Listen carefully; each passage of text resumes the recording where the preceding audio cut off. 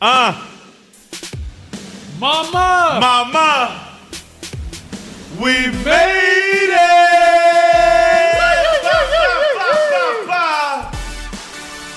What it do though? And we've just tapped in with George Jefferson on this Mama We Made It episode, y'all. Yo, did you hear that harmonizing though? Ooh. Facts. It was player. I need y'all to just pause. If you're in the car, pull over. Girls, all pause. And wow, see, I just called, like, you know what I'm saying? Just expose myself. Facts. I'm the karaoke guy that like turns silence.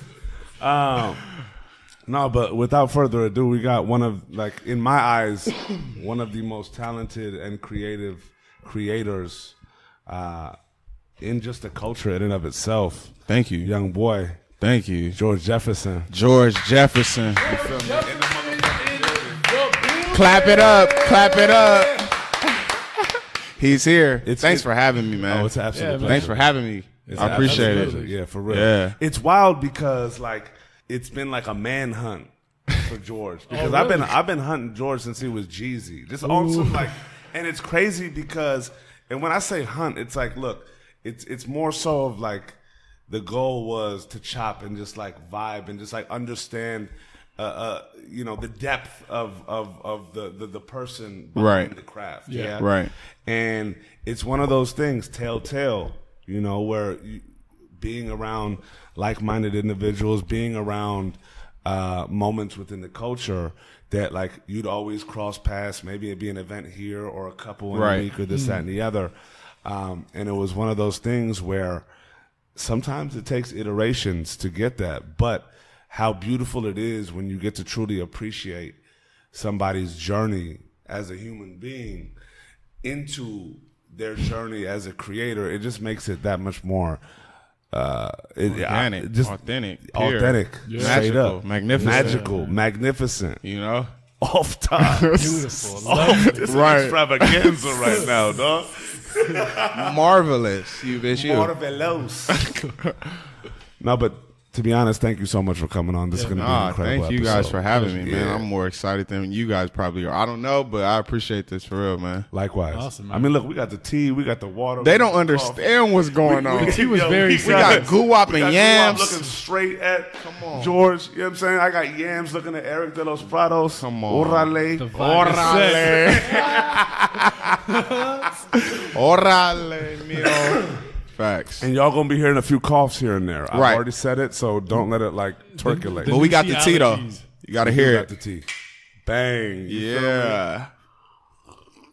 Without further ado, George, I want to know what like your youth was like, because and I preface your whole story because By the way, know free the youth, free the youth, free the youth. straight up because I want to know you're a very eclectic dude that really once you make a decision you're really about it. Right? Facts. And I know that you've been like being able to see you from a distance now. It's just like, damn, like you're tapped in to so many different aspects of the culture. Wait, do you mind if I take off my shoes? You Not said at all. Take the off. fucking gotta shoes get cozy. off. I gotta, Don't like, take your understand. motherfucking shoes off.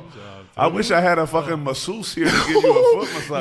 Next time. Yeah. Next time at the bigger spot. No, but it's one of those things where looking at you now, like I'm just so curious as to how this being, let alone this creative, like became. Right. Yeah. Okay. So take us through. I want to start when you came just like straight swooping out the womb, like wait. Swooped out the womb. They call me Mr. Swoopy. So hi everybody. First of all, I am George Jefferson, formerly known as Jeezy Production, formerly known as The Career Enhancer, formerly known as TC Creative. You see why I did all that, y'all? Yeah, I Thank feel you. Now, you know, I'm really just back to the basics with George Jefferson. And so yeah, like I pretty much started my whole journey. Pops is from West Oakland, Acorns. So I was really there from when I was born, which was 1994, September 18th. And then from there, I was in the Acorn Projects with my pops and my mom. So from 94 to about 95, literally not that long, I was there. Once I was there, I came direct We came right here to East LA. Me and my mom, we came direct East LA, came here. And then I was in East LA for 95 to at least, 99? East LA. Shout out to the East Side, Compton Ave, Slauson Avenue. What was that like going from the Bay? up I in the didn't really Bay? know much there because I was so like, so young. I'm really fresh. Like you said, fresh out the swoon. So I didn't really know much. I just knew where I was because we would go back there. You know, like my mom would take trips or go and just like visit it. And she's like, yo, this is where, you know what I mean? So you spent, as a little kid, you were really in East LA, and that's where you started growing up. East LA. I was in East LA, and then after East LA, my grandma was pretty much raising me. My mom was like working all the time, so I was pretty much raised by my great grandma. Your great grandma. My great grandma, yeah. Wow. Rest in peace, Artie Jean. You know what I mean? God bless Artie Jean. God bless Artie Jean. For real. Love you, baby. So I was raised by her, East LA. It was her that was staying. It was my grandma that I love to death right now, Deborah Flamer. Deborah Flamer. Deborah. That's Oma, by the way, because she lived in Germany. I'm gonna get to that later. That's Oma. Wow. You just threw that. I'm gonna get cultural to, distinction. I'm gonna get there later. Okay. Oma. Oma. We see you, but we're coming back. Guten Tag, Oma. Okay, I'm gonna get to that later. But so it was in this household. It was me. It was my grandma. It was my great grandma. It was my cousin. Which is, how would I say? I guess he just had, like just special disorders. You know what I mean? Okay. He wasn't like too. He's definitely smart, but it wasn't on a scale of like he was just like in these different phases in his head. So it was like that was in the household. It was myself in the household. It was my grandma. His mom, which was like a little, had her disorder, and then she moved. She moved to Vegas like soon as possible. She just left right to Vegas. And then in this process, I was pretty much, what I can remember, I was just like a badass kid. How so? Like talking from the onset. From the onset. Like okay. From the onset, I can say I was like a good kid. From this time until we're about to get to, I was a good kid. But I just remember me being bad. I don't really remember the good. Got it. I just remember me being bad. And the reason why I say that is because I feel like that helps me now, just from like knowing what I used to do and like how I used to talk and what I used to say and like shit like that, and to know now like where I'm at. But so let me get back to the absolutely. Yeah, go. So from there, it was just kind of like, all right, my mom wasn't there. I was pretty much raised by my great grandma / my aunt and my cousin and my grandma. So it was just like we were there for a period of time. My mom ended up just coming back, start chopping game. We ended up moving to 81st in Normandy. 81st in Normandy is a spot I was at from, I think it was 99 until maybe 2005, I think.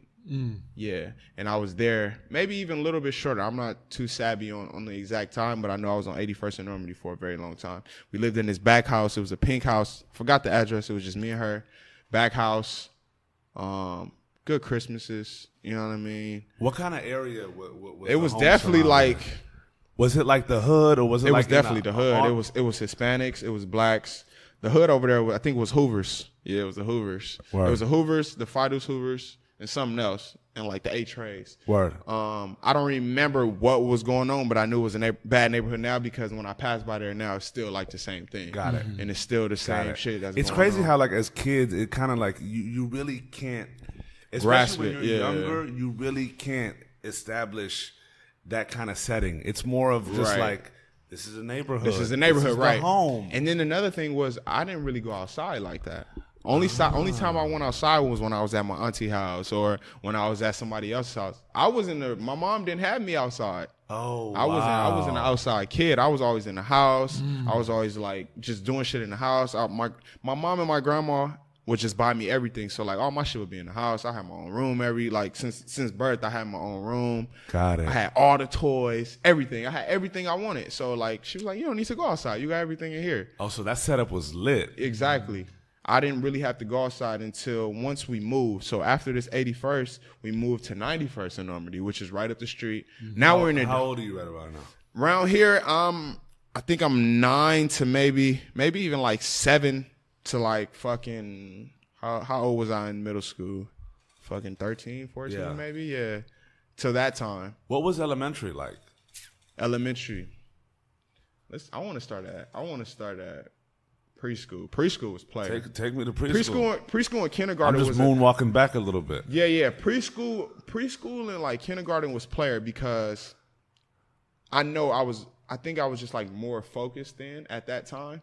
Like looking back now, like damn, I was really sharp in that era. Like I was really like on my shit, like really like focused, rather than after I did all that, I went to middle school and I wasn't focused at all. And I got to elementary, I wasn't really focused. I was just like, whatever. And then it just changed. So like being in that era was like fun and like, I felt like it was a learning experience. Now that I look at it like, damn, this really was a learning experience. But I went to GAR. GAR was on Vermont and was at Gage. I think it was Gage or Florence. It was I used to dress up, had the brown cardigan with the brown slacks with the white t-shirt, and I wore, I think it was like white chucks or something like that. Just like a cool kid. And then after all that, just skip fast to elementary. I went to, how many elementary schools did I go to? Shit, I went to I think 4 different elementaries. I went to this school called Patterson and Norwalk. I was in Norwalk now. Oh, wow. I forgot. Damn, see, I be like, we here with you. Yeah. I feel like we got a big bucket of popcorn. We just reaching in, finding newbies. Like, let's get it. We still in the movie setting. You know what I'm saying? Exactly. So from there, it was just kind of like, I was still living on 91st when I was in Norwalk. I just had got to that school because we were actually staying with my aunt at that time that stayed in Norwalk.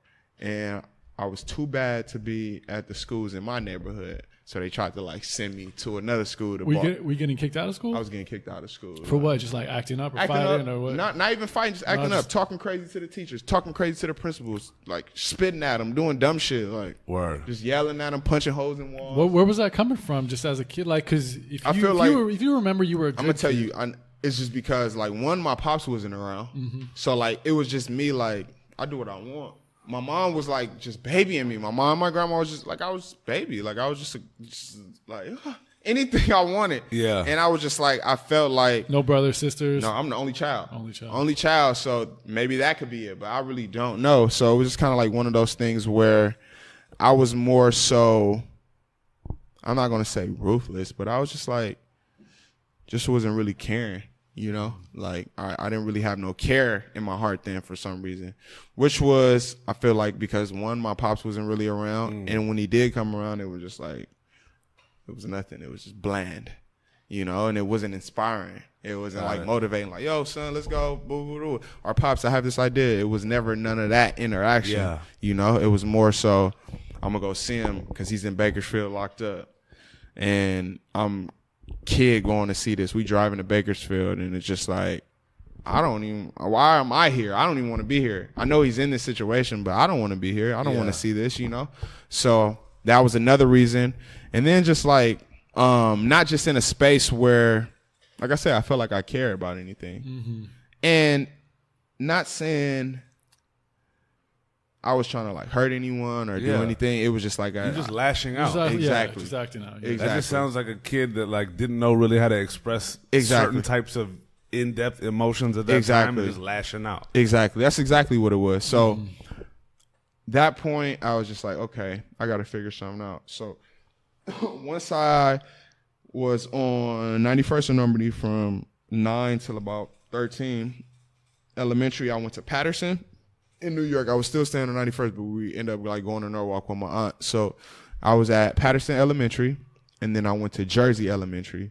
These were both in Norwalk. I got kicked out of Patterson for doing the same thing, talking crazy to the teachers and not really paying attention, just being dumb, being bad. And then I got transferred to New Jersey. Jersey. It was just called Jersey. After Jersey, I got transferred to LaSalle Elementary.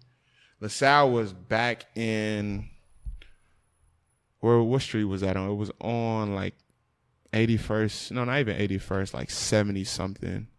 Close to my neighborhood, but this is a school that didn't accept me at first. Got it. And then I went there, and it kind of just it was a different culture. You know, it was like more blacks.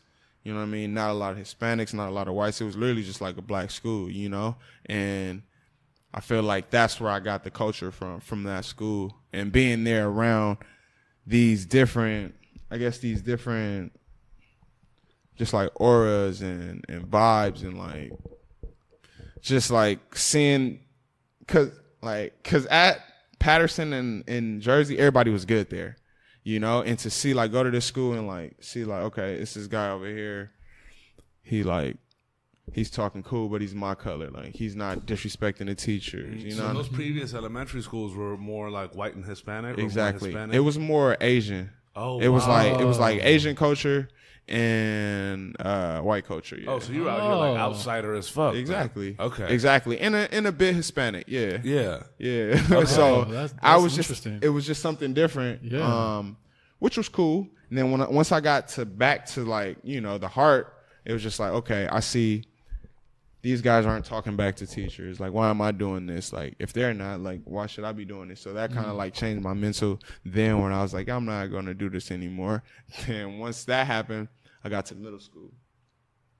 Middle school, after I graduated elementary, I went to Bret Hart. It was called Bret Hart. It was in the same neighborhood. It was off of, I can't even remember the street, but wherever Bret Hart was, that's where I was at. I was at Bret Hart for sixth grade. I got kicked out sixth grade. Same shit though. Same shit. He's Doing like, I got to change a heart, but same. Literally the same shit. Like talking back. Yeah. Coming to class. Was grandma or mom's ever sitting you down and just been like, nope. what? Or was it like more the baby-esque? Yes. Like, it's yes. okay. Yes. Don't worry. We'll figure it out. Really? And then sometimes my mom would like, you know, she'll spank me and do what she got to do. But that I was like. Yeah. Back to the Wonderland. Back to the Wonderland. Word. So at those times I was just like, whatever. Because they would come up to the school, but they would let the counselors handle everything. Got it. You know what I mean? My grandma was like usually the one always at work. My mom was at work, but she didn't really like, she cared so much for me, but like the school shit, it was just kind of like, she was there when she could be, you know what I mean? Word. So it's kind of like, we were at a point where I was just like bad, just being, like you said, being like young and not really knowing like what's going on really, and not being aware. So I think that's what it was. And then once I got there, I got kicked out for doing the same shit. I had this counselor named Mr. Rubio, player. And it's funny because he was my elementary teacher. My counselor that was at my sixth grade, Mr. Rubio, he was my second grade teacher. I didn't know. I just went to Bret Hart. He ended up being my counselor. Oh, wow. So he was helping me out for a bit. And at this one point, he was like, yo, I can't help you anymore. Like, they want to get you out of here. So, like, they kicked me out sixth grade. Bam. End up going to Perry Middle School. Perry Middle School was in Gardena. End up moving to Gardena. Bam. So now I'm in Gardena, bro. Yo, how was that just making friends? Because, like, going from kindergarten to seventh grade, right. like, you know, seventh grade, you start changing a little bit. Yeah. I feel like, you know, go ahead. Yeah, no, I'm just saying, you know, friends are such an important aspect throughout all of this. Did you have a core group of friends, or was not really? I was like, because you're bouncing around so much, exactly, I couldn't imagine that. Yeah. Exactly. I didn't really have like, it's this guy named Jeffrey Coppers Jr. That's like, we're not the best of friends, but I've been knowing him since then, and he plays football for Cal State now. And we talk now, and that was like the only friend I had. Wow. It's not like my best friend or anything, but I just been knowing him since then, and like that's the only person I talk to this day from then. So like my friend situations was pretty much just like that's crazy, high and buys. But we were still cool. We had class together. We would be on recess and do shit like that. But it wasn't like, oh, come over. You know what I mean? Mom's just cooking. Or G-Mom's just cooking, or whatever the case may be. That wasn't that. It was just more so like I was just cool with everybody. Because that's also a huge part of childhood. Yeah. I was just cool with everybody. Exactly. Playing video games with your friends. Right. Playing sports.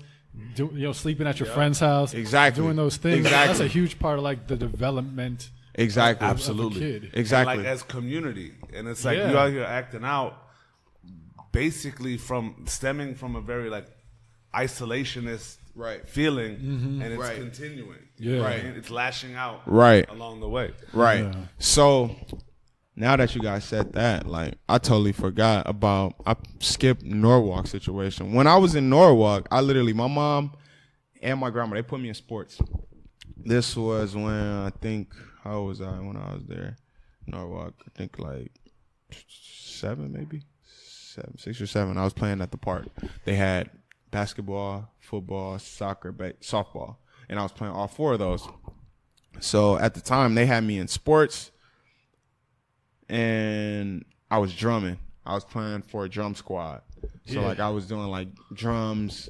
I used to skateboard, do shit like that. My grandma bought me a drum set. She was going to like all the skate stores buying me shit, like getting all the right wheels, getting all the little tools and shit. So this is Norwalk status with the white boys and the Asians. Yeah. So my whole shit was different. I was just more so focused on skateboarding, fucking playing basketball, playing soccer, like just doing the shit that they were doing. So that process was dope. I remember that. That shit used to be fun, going to the games, practicing. Yeah. Like, that shit used to be fun. Like, oh, I remember that now that I look back. That shit was crack. Damn, that's crazy. But yeah, so I love that moment. Yeah, like we saw not the bad kid for a moment. Right, we saw straight like up. That dude tucked away, finding his moment with his friends. Yeah, right. So that moment, I would say I definitely had. I didn't have friends, but I had teammates. Yeah, you get me? So we didn't really like stay connected. Like after the games, we just did our thing, went to practice, but it was just, I guess it was just that teammate thing. Like I can help him, or they can help me, and like we just won a game, or we just won a series, or whatever. That shit was dope. Yeah. So that process was dope. That was all in Norwalk. I was still playing that until I think middle school. Yeah, middle school came around, and I just stopped playing all that shit. And then once I got to middle school, doing the bad shit, and I wasn't playing no sports, that's when I got more so into drumming, because the school had a drum squad. The school had a drum squad. They were called Black Diamonds. Black Diamonds was like the best in my city. So they would do the Martin Luther King parades. They would be like the people that be in the Martin Luther King parades. Martin Luther King parades. I keep fucking it up. So I wanted to join that, and they were at my school. They didn't go to my school, but they would practice in my school. So I was like, yo, this shit's dope. And then at the time, that's when crumping was going on. So we used to have these. This is at Brayhart, by the way. I don't know why I passed this, because when we were going on, I'm still thinking. Absolutely, yeah. You know what I mean? Like, absolutely. Yeah. Okay, so this was 6th grade. 6th grade, yep. And this one, the drumming was going on with Black Diamonds, and this was the crumping was going on. I don't know who the instructor was, but we had this room upstairs at our school. It was like, I guess, above the cafeteria. Then it had it was like a dance studio, basically. Right. They had the big mirrors, not knowing what it was at the time, but we would go up there and practice, crump dance. Then we'll walk across the not the field, but the recess, whatever you call that shit. What's that floor when you're outside on recess? The blacktop? The blacktop. Yeah. We'll cross the blacktop and then go to the gym, and that's where they'll be drumming at. So we'll go over there and drum and learn how to play the quad and learn how to play the snare and learn how to play like these little instruments. So then from that, I was just kind of like doing a whole bunch of shit. That's when the sports, then music. And then once I got kicked out of there, I went to Perry, and I didn't do nothing. I was just like, whatever. Got kicked out of Perry. So was it one of those things where it was like, it was just there, we're doing it? Yeah. It wasn't like you hadn't found your attachment. Exactly. Okay. Exactly. That's exactly what it was. Okay. And it was just like, I'm not going to go and just try everything, but you know what? That's what I was doing. Forgive me for just bombarding. No, go ahead. Talk that talk. Yeah, tap in. Like the Tasmanian devil came through. Exactly. Tap in. No, but it's beautiful because like it's such a bounce, right? In it, and especially it's like in one of these, because like in the phases of elementary and junior high and all these things, it's just so refreshing to hear that bounce within these grade levels, right? Because it's very formative in your story. Right. You know what I'm saying? So for me to be able to just like, that's why I just wanted to chime in and pop in and say, what it do? What it do? But it's just beautiful to see this kind of wave and development. Like, because like, look, like it's going one way. Right. You know what I mean? But you're you're also cognizant of this shit. Mm-hmm. You know what I'm saying? So it's not like you were just like, fuck the world. Like, you hadn't reached that. You were also like, I'm trying to figure out why that was coming. Right. So, and this is a battle that a lot of us kids have. Like, whether Right. it comes to a single mother and no father, or a Right. single father and no mother, mother, or right. a happy home or a broken home. All these like things happen as kids. Like the one in very few of African Americans in a Hispanic, white, and Asian school. Right. You know what I'm saying? So Right. all of these things come into play, and it's just beautiful to see them kind of like do the little roll bounce to it. Right. Facts. No, that's true. You never cared about getting kicked out of school? Nah. I was just like, whatever. I know I'm gonna be straight. My moms love me. My G moms love me. Like, I'm gonna be straight. You know? Shout out to Oma. Shout out to Oma. Shout out to Big Sexy. That's my mom name. She go by Big Sexy. Shout out to Big Love Sexy. that. Shout out to Big Now, Sexy. now she changed it to Ty Beezy. Ty Beezy. So, Mama, that's for you. Shit, she about to throw out TV creative soon and just like getting that. You know?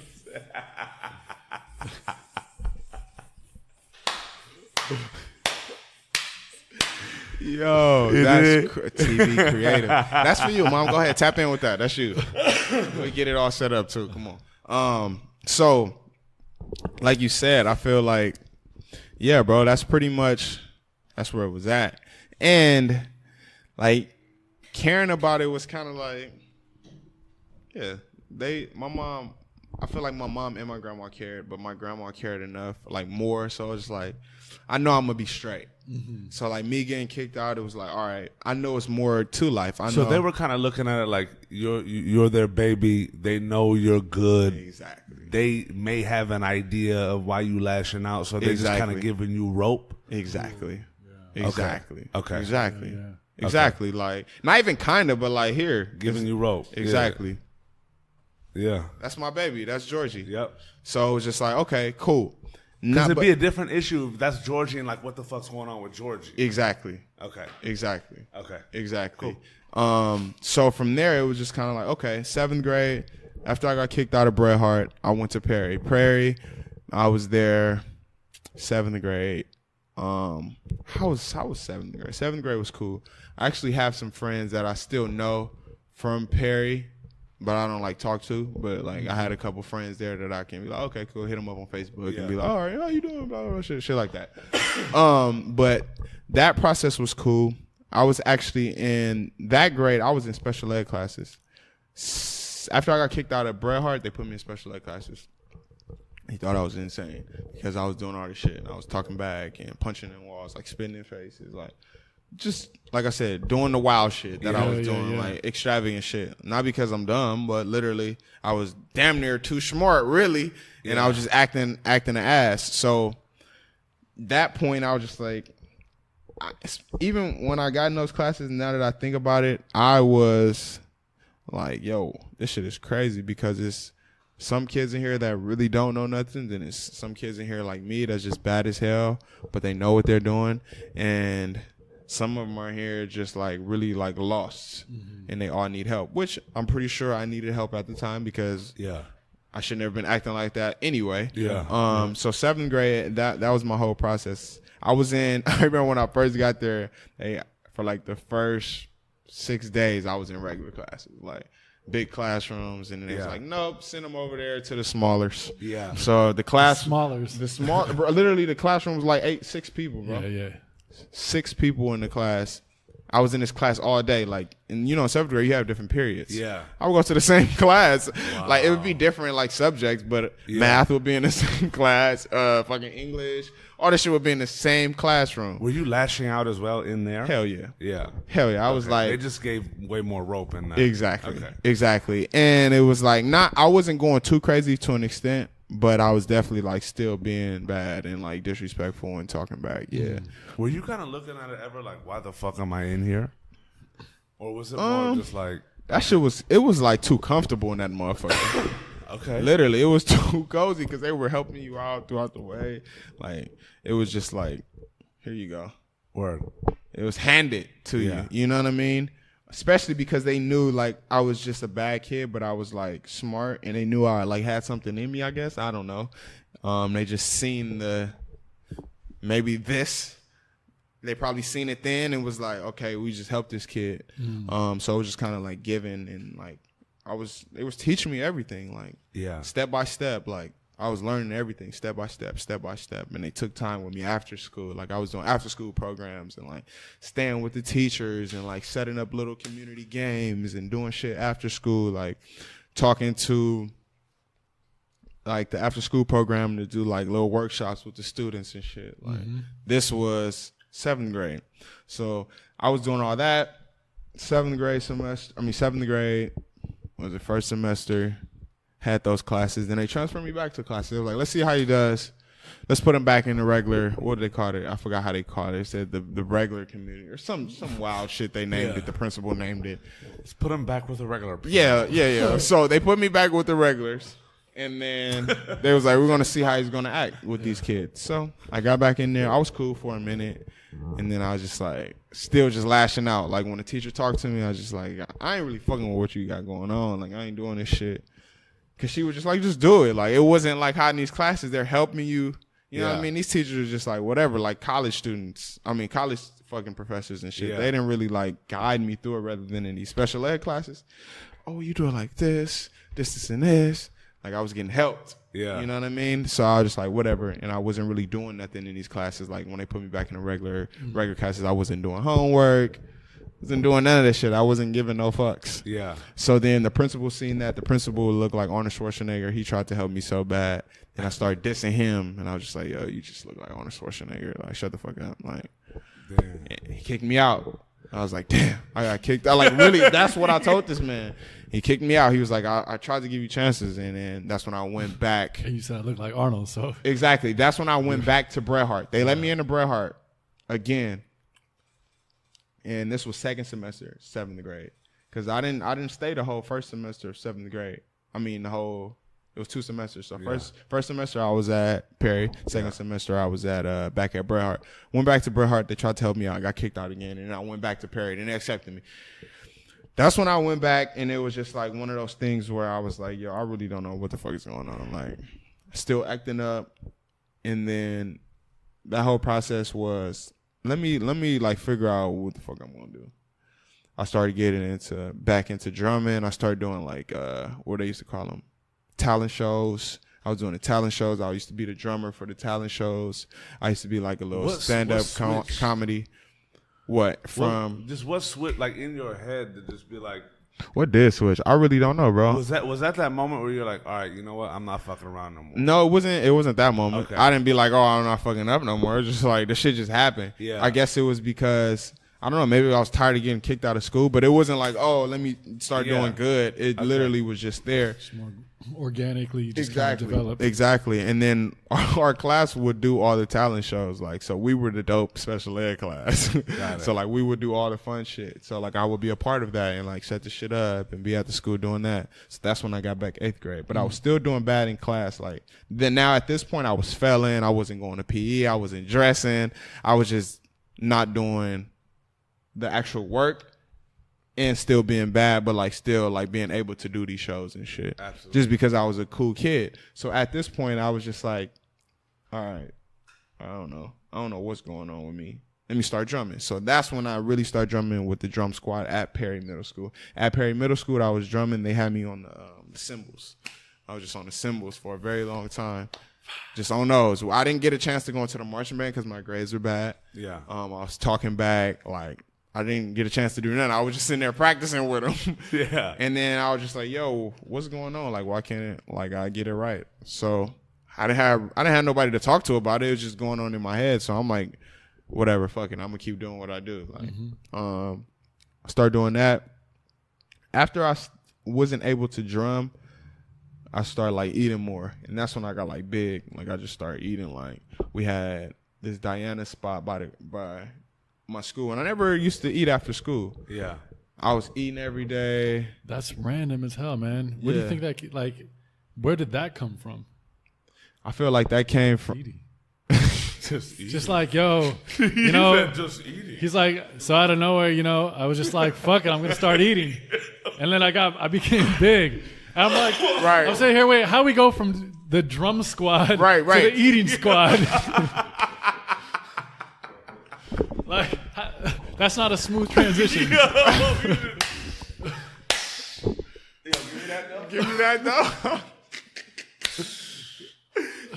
No, but I'm not gonna say like I just started eating crazy, but I started eating more than what I used to eat. My mom used to feed me all the time, but it was just like now I'm like eating out way more. You doubling down. Getting 3 burritos after school, going to get teriyaki bowls, like and another thing too. My mom and my grandma would give me allowance every single day. They'll give me like $20 each every day. So like I would have money in my pocket like all the time. So after school, like I used to save it. I used to save all the money. Yeah. I never used to spend it. Only time I'll probably get like some chips during school Yeah. that we had to buy. But at that time, I was just like, nah, I'm gonna just save it. So then after the drum shit, I just start eating more, and then that's when I start gaining weight. I'm trying to remember after that, because I really don't be remembering a lot of shit. Yeah. But like, so after that process, I think, yeah, that's when they put me back in the good classes again. I was in the good classes for a amount of time. They tried to see if I can do good with the grades. Wasn't still doing good with grades. End up had to do PE like hella times. I had to do summer school PE. Yo, You know what the fuck? how you Like- gonna fuck that up though? Like, So, like all I had to do was get dressed. Like I wouldn't bring my shorts one day and just like not care, like yeah, and just like not get dressed yeah, and be there full fit. But I still have to sit there and do the shit. But they fail you if you don't get dressed. Yeah. So I was getting failed, and I think that was one of the reasons why I was just like, yo, this shit boof. Like I'm really getting failed. Then I tried to switch it up and start wearing my PE clothes, and that didn't help. And while I was in these classes, I was still doing bad. Not bad in the sense of like being disrespectful, but just like not showing up to class, not like being on time, not doing homework. When I get home, I was just chilling, eating, doing that type of shit. And that just kind of like stirred it in a way where I basically didn't end up graduating from middle school. And just like, I was like, oh, okay. Like, damn, I didn't graduate from middle school. Like, I seen all the homies graduate. That shit was like, damn. Because I graduated since fucking I came out the womb. So when I didn't graduate there, I was like, man, I was ready. Like, you know? And then there I was like, all right. I'm not at the point where I got to fix my shit up. I was just like, yo, this shit's whack. So my mom at the time, once I didn't graduate, she asked, like, what high schools do you want to go to? It's like, I don't know. I don't even really want to go to high school. She was like, nah, we're going to figure this out. We're going to get you into high school. I'm like, all right, cool. So at the time, this one I was at Perry, so I was going to go to Gardena, but I wasn't living in Gardena, so I couldn't go there. The only reason I was at Perry is because my mom put me, they had like this homeless list or something. Like if we were homeless, you can go to the school. So it was like a list like that. So that's how I got into Perry. We didn't live over there. got it. We still lived we were on 91st and Normandy at this time still. So that's when I was going there. And then at the time, actually my uncle lived there, so we was using his address as well if they needed to send stuff. So after that, didn't graduate. After I didn't graduate, she asked me what schools I wanted to go to. It was a list of like 4 schools. It was Uni, it was Hamilton, and I think it was Uni and Hamilton. That's it. And my mom went to Hamilton, and my pops went to Hamilton. So I was just like, I'll just go to Hamilton. Hamilton was a waiting list as well, but she got me in there somehow. I don't know how. We didn't live over there. We didn't know nobody over there. Like, it was literally like Your mom was just politicking and plotting through the whole educational system. Exactly. So it was just kind of like one of those things. Like, all right, cool. I'm at Hamilton now. Now this is 9th grade. 9th grade in Hamilton. After I didn't graduate, like, I'm trying to see the gap between when I didn't graduate into high school. I know what I was doing. I was drumming, trying to drum and trying to join these squads, but I was like, whatever. Like, it wasn't really like a thing the drums anymore. in one hand, the burrito on the other hand. Exactly. It was just kind of like, all right, whatever. It was that, and then a mixture of trying to play football again. So I would have this trainer and I would go practice with. Yeah. Okay. And that was that. And it was just like, whatever. Yeah. I still wasn't giving it my all. Yeah. You know, it was cool. I was doing it. But it wasn't like, oh, yeah, that's what I want to do. And you know what I mean? Like in high school, like, I mean, naturally you come from all of this, like. Right. Now, this is before high school, though. This is This is right. This is going into high school. But Yeah. even in those ages, it's like rarely is somebody at that age going to be like, all right, I'm in football, I'm giving it my all. Right. We got the strength coach, we got the conditioning coach, Right. we got the nutritionist, we got this, we got Unless you're like coming up like from Right. from like Wait, when you're a kid. I just want to say something. Hope this story isn't boring, you guys. I know it's probably not, but hell no, it's not. Okay. No. Hell no, it's not. Okay. I feel like I'd be boring sometimes. Hell no. I just feel like I'm giving it a runaround. Not a runaround, but it's like here's my thing, man. it's like, not structured, in my opinion. It doesn't need to It be don't structured. need to be structured, Look, right? this is the Like, beauty of As long as I'm getting it out and you understand it, right? Hell yeah. Here's the thing. I mean, He said, hell yeah. All right, go ahead. honestly, like listening to what you've done as a kid so far versus like my childhood or my friend's childhood. Right. I'm just thinking, man, straight up, man. It just sounds tough to be you, man. Growing up, Right. It definitely was. like you living with yourself, bro. Right. Because you're missing out on so much fun and like things that are so great about childhood, where people look back and like the things you experienced as a kid, and we all knew kids like you. Right. You know, all of us. Right. And part of me, you know, when you're like a good kid, sometimes you envy those bad kids because you're like, oh, they're kind of like, but you're not really going to be a bad kid. Right. And then you come across, and I'm listening to your story, I'm like, oh, fuck, that's really what it's like to be a bad kid? That must be fucking tough to be you. Right. Even though not caring, like, it feels fucking good to care. Right. So, you know, going back to it, it's not boring what you're saying. And it's not even a runaround what you're saying. Right. It's more insight to like, yo, that's what it's like to be a bad kid. Not like someone who's gangbanging or fighting, Right. but just like a behavior bad kid who doesn't give a shit, Right. and doesn't have friends, and that childhood. Right. It's Man, wild look, to yeah, hear that- that, man. that's- Not to get like crazy deep, but like I'm Let's just get deep. I Yeah. want to Just- cry. No, just letting you, and that's what's fascinating Hey, to but me look, about it. You know what's wild is that's childhood, but then also when you're going back into the home, your home was just cultivating and So nurturing. cozy. Yeah, So cozy. it's But the it was- dichotomy of that. It Yeah. was cultivating and Right. nurturing this like it's okay attitude. Right. Because it's like you're gonna be okay. Right. But like you see the perpetuation of that, and then Right. also just like the baseline. Right. Okay, we're still human beings. You're not lashing out to Right. get attention. Like see me. Right. You're lashing out because it's different, and then you come home. Right. 'Cause, And he's like, getting attention. yeah, because Right, for me, right, it's right. it's actually unique to see as the kid, like when Very. you were put in these classes, it was in a much smaller room. It was a little more comfortable because like they were there. They were there. They were Right. giving Right. you step by step. Right. Because like when you come up Home. into the crib, like, Right. It's just mom like and that. Oma and grandma Right. are there, and like, Right. what you need, like you Right. good, okay, cool. Do you in your world? Because you're not even That really a makes sense. bad kid. Like It's throughout, like you just literally percolating. yeah. Because like through all this, it sounds like you He's still. cussing people out along his way to just like grow up. You know what I mean? But then he has like these moments of like what I think you were talking about, where Right. people saw something in you. Exactly. They're like, all right, you're probably a good kid at the core, but you're lashing out because there's Right. something much deeper probably Much going deeper. on. Yeah. Right. Facts. And that's how I feel. So I feel like I definitely wasn't a bad kid, like you were saying, but I definitely like behavior was definitely bad. Yeah. The behavior was definitely like just unnecessary. Yeah. But you But- weren't like that in the home, so Right. like you picked and choose. Exactly. And going back to the point where I was just like, all right, cool. I'm not doing so good. Got to high school. Once I got to high school, I was like, I still didn't know what I wanted to do. But I met this kid, not even a kid, he was a kid, but he was just in the 12th grade when I was in the 9th. His name was Adrian J. He was a photographer just around. He's still dope to this day, but he was just like that guy, like everybody shot with him, like, you know what I mean? Yeah. So yo, this shit's sick. I like what he's doing. And he used to let me use his camera. This was 9th grade till about, I think, 11th grade, yeah. Right. He used to let me use his camera just all around school. And he was just like, you just use it whenever you need it. I'm like, all right, cool. So I end up using it. 10th grade came around. That's when I got into film class.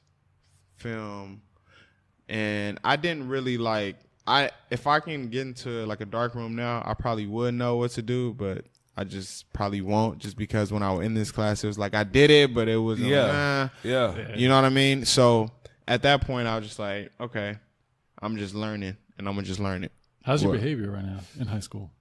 It's still the same, but it's not as crazy as before. It was still like, because you're also in like a young adolescent world. It's not like exactly. It was still bad because I was still like punching out walls and shit, like getting sent to the dean. This was just 9th grade though. 9th and like first semester of 10th grade, I was still like being disrespectful, but not to an extent.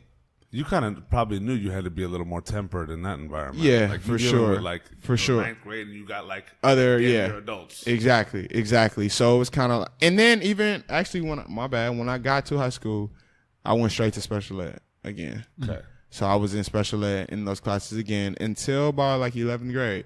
Mm-hmm. Then that's when I got out of that joint. 12th grade, I had film class, I had workshop, I had band. I just had all fucking player classes. Yeah. 12th grade semester. So from 9th to 11th, that's when I was in those classes. But you had a camera. I didn't have my camera. I was using the homies. Yeah. Camera. Got it. I was using his camera. Were you kind of building up an affection to it? Like, was it? I don't know, because I was still drumming. I was still like, rapping and shit too. Yeah. Like not seriously rapping, but I was rapping with the homies. We had a group called Savvy Inc. So it was just kind of like, I was rapping. I was still doing a whole bunch of shit. Yeah. And then I was about to start playing football. I tried out. I didn't really like it. I was about to play diamond. What is the position I was going to play? DN. I think it was a lineman DN or some shit like that. Yeah. I was like, I didn't really like, I'm cool on it. Yeah. Because this was still after high school. I mean, after the middle school process. And I was just like, I was still figuring out what was I trying to do as far as like, is it going to be drumming? Is it going to be sports? So I still kept trying out. Got it. I was like, it ain't really working for me. I don't really like this. So that's when I was like, let me just start taking this photo shit serious. And I was like, yo, bro, let me just shoot your camera just like all the time. He's like, all right, cool. He ended up buying his own. He didn't let me have it, but he was just like, you can use it because I have a new one now. So at this time, I'm using it. 10th grade coming around. That's when I'm like, I tell my grandma, like, I'm taking photos now. She's like, oh, that's what you're doing now? Because she done seen me do so much shit. Yeah. She's like, oh, so it's photos now. I say, yeah, Oma. Yeah, it's photos. So she was like, okay, cool. I think it was 10th grade when I got my camera. Yeah, so 9th grade, that process was cool. I was in those classes. I had a hella friends then. I still got I don't hang out with none of these people from Hamilton. Probably like 2 out of everybody I knew at Hamilton. But I did have friends there, which was cool. So like I damn near knew the whole school. Everybody knew me because I was like the goofy kid. I was the tallest kid there. I was the chunkiest kid there. At this time, I think I was like 380 in 9th grade. 380 pounds? Yeah, maybe even more. Yeah. So this is a big dude. This is a big. I'm gonna show y'all a picture. Can you pass it? No, mind. Pass me my phone. I'm gonna show you what this shit look like. He was like, I just started eating more and all that, and then whop around at a nice hefty 380. Bro, he had the burritos and he was chilling inside the teriyaki bowl. I'm gonna show y'all like how your boy used to. And ladies and gentlemen, George Jeff is a very skinny man. Very slender right it's now. It's crazy. Hold on, I gotta go to my archives because I took him off. 380. Look, I was a hefty, and this was 9th grade, so this is how I used to look. You look fantastic now, my Thank friend. you. I appreciate it. Shout out to Jamal League and Training, JLT, you know what I mean? He got me right. This was me at Hamilton. That's me. Wow. Yeah, that's me right there. You a big boy. And that's 9th grade, and I was in a jerking crew called the Rangers. I wasn't really in the crew, but they were like fucking with me because I was a cool kid. Yeah. And I used to help them shoot the videos and shit. And I used to edit all the shit. So that was my weight then. I can't even see it. I can't even see it. So, but look though, throughout middle school, I wasn't this big, but I was a big kid. Like I was a chunky kid. After elementary, that's when I was like a little husky kid. Got it. But I wasn't like this big until I got to high I was school. husky as a motherfucker. Yeah. But until I got here, that's when I started getting thicker. Like I just started getting bigger. That's insane. Yeah, dude. yeah. I can't even picture. That's crazy. Yeah, that's crazy. Yeah, and I was a lot shorter too. I was probably like 6 feet, maybe. No, not even 6 feet, because I was probably like 5'9", but I wasn't as tall as I am today. Word. But in that era, I was just more so I was more so focused on just getting to know everybody at the school and just like, you know, meeting people and like walking around the school. That's when I started selling hot Cheetos. That's when I started selling gummy worms, and I was just like hustling and shit, just like selling sandwiches. Like I would sell these 3-stack sandwiches. I would have a competition with the Hispanic homie because he'd come literally. He had the lunch pail with the sandwiches with the chips and the juice for like $5. Oh wow, y'all were just like elevating lunch. Exactly. And I'm like, bro, this guy's killing it. But his mom would make it for him, so she would toast the bread. It would be it would be a thing, and it come with a little hot Cheeto bag and a Capri Sun. He would sell it for $5. I'm like, yo, I gotta do something with this. So what I started doing was I started taking pictures. That's when I started taking pictures, and I used to charge niggas for the pictures. I was like, I'm gonna just start taking pictures of other football players, other basketball players, other cheerleaders, other dancers, and just do that and charge them $5. That worked, and then from there it was just like, okay, I can make some money here, and I can make some money selling hot Cheetos. So this one, hot Cheetos was just popping in high school. Yeah. Like I didn't sell the little bags that he was selling. I would go and just buy the bigger bags from Costco's. Me and my grandma used to go to Costco, so I used to just get the Costco bags and sell those. I think it was like $2, the $2 bag, or I think the 129 bag, but I was selling it for $2. Yeah. And I would just do those, and those would go hotter than his $5 because sometimes people wouldn't want the sandwich. Yeah. You know what I mean? But I just had a hot Cheetos or the gummy worms. I used to have the gummy worms in a Ziploc bag, bro, with the Kool-Aid. Killer.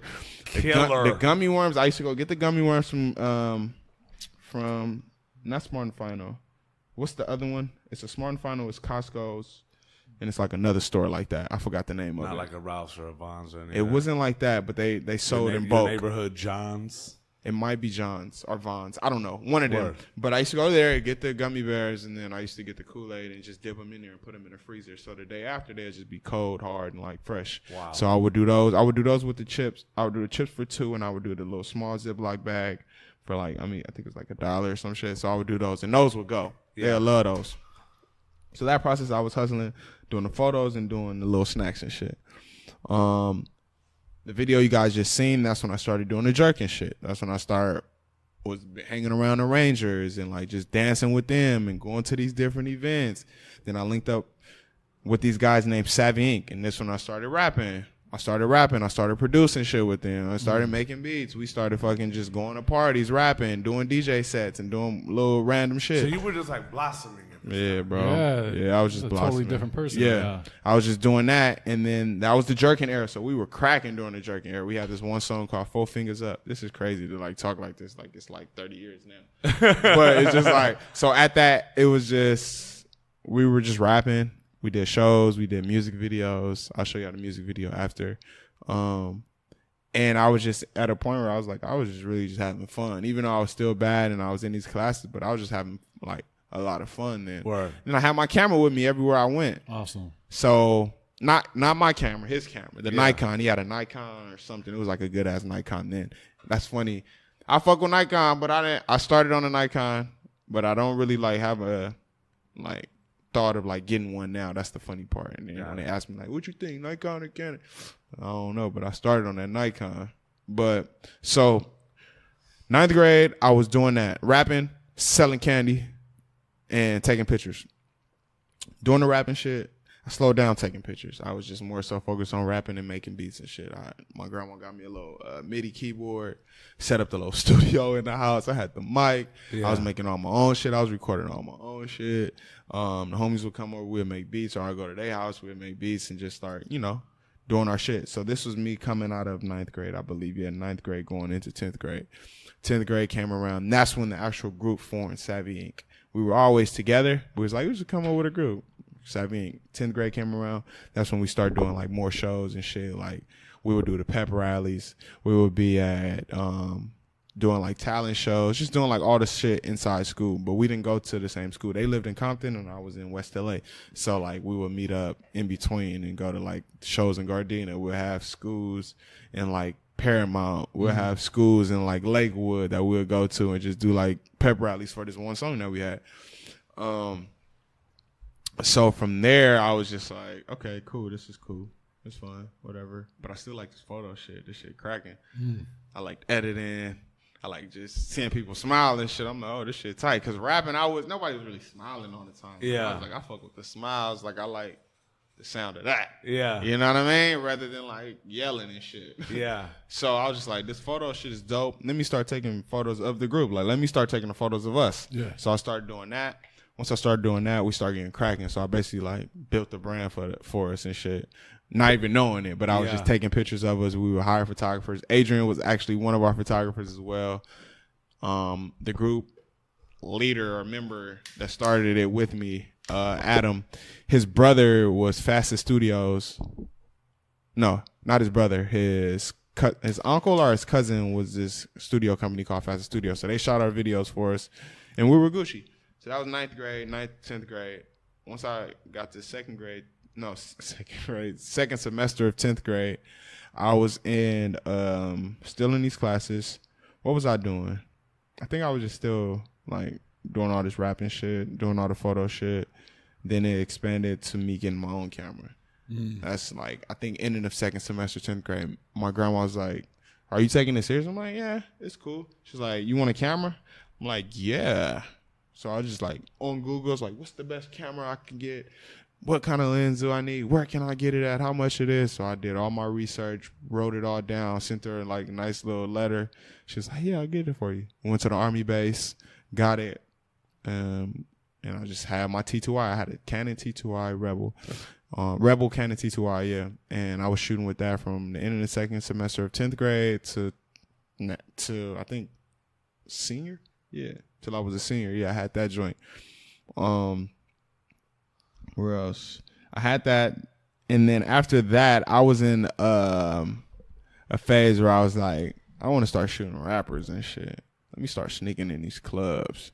So I'm like 15, 16, sneaking in the Key Club, sneaking into like just random ass events, taking photos of these artists. And like at the time I was working with, my first artist I started working with was who was the first artist I was around was YG, and this was 2007. When I was around him, 2008 is when I started like shooting.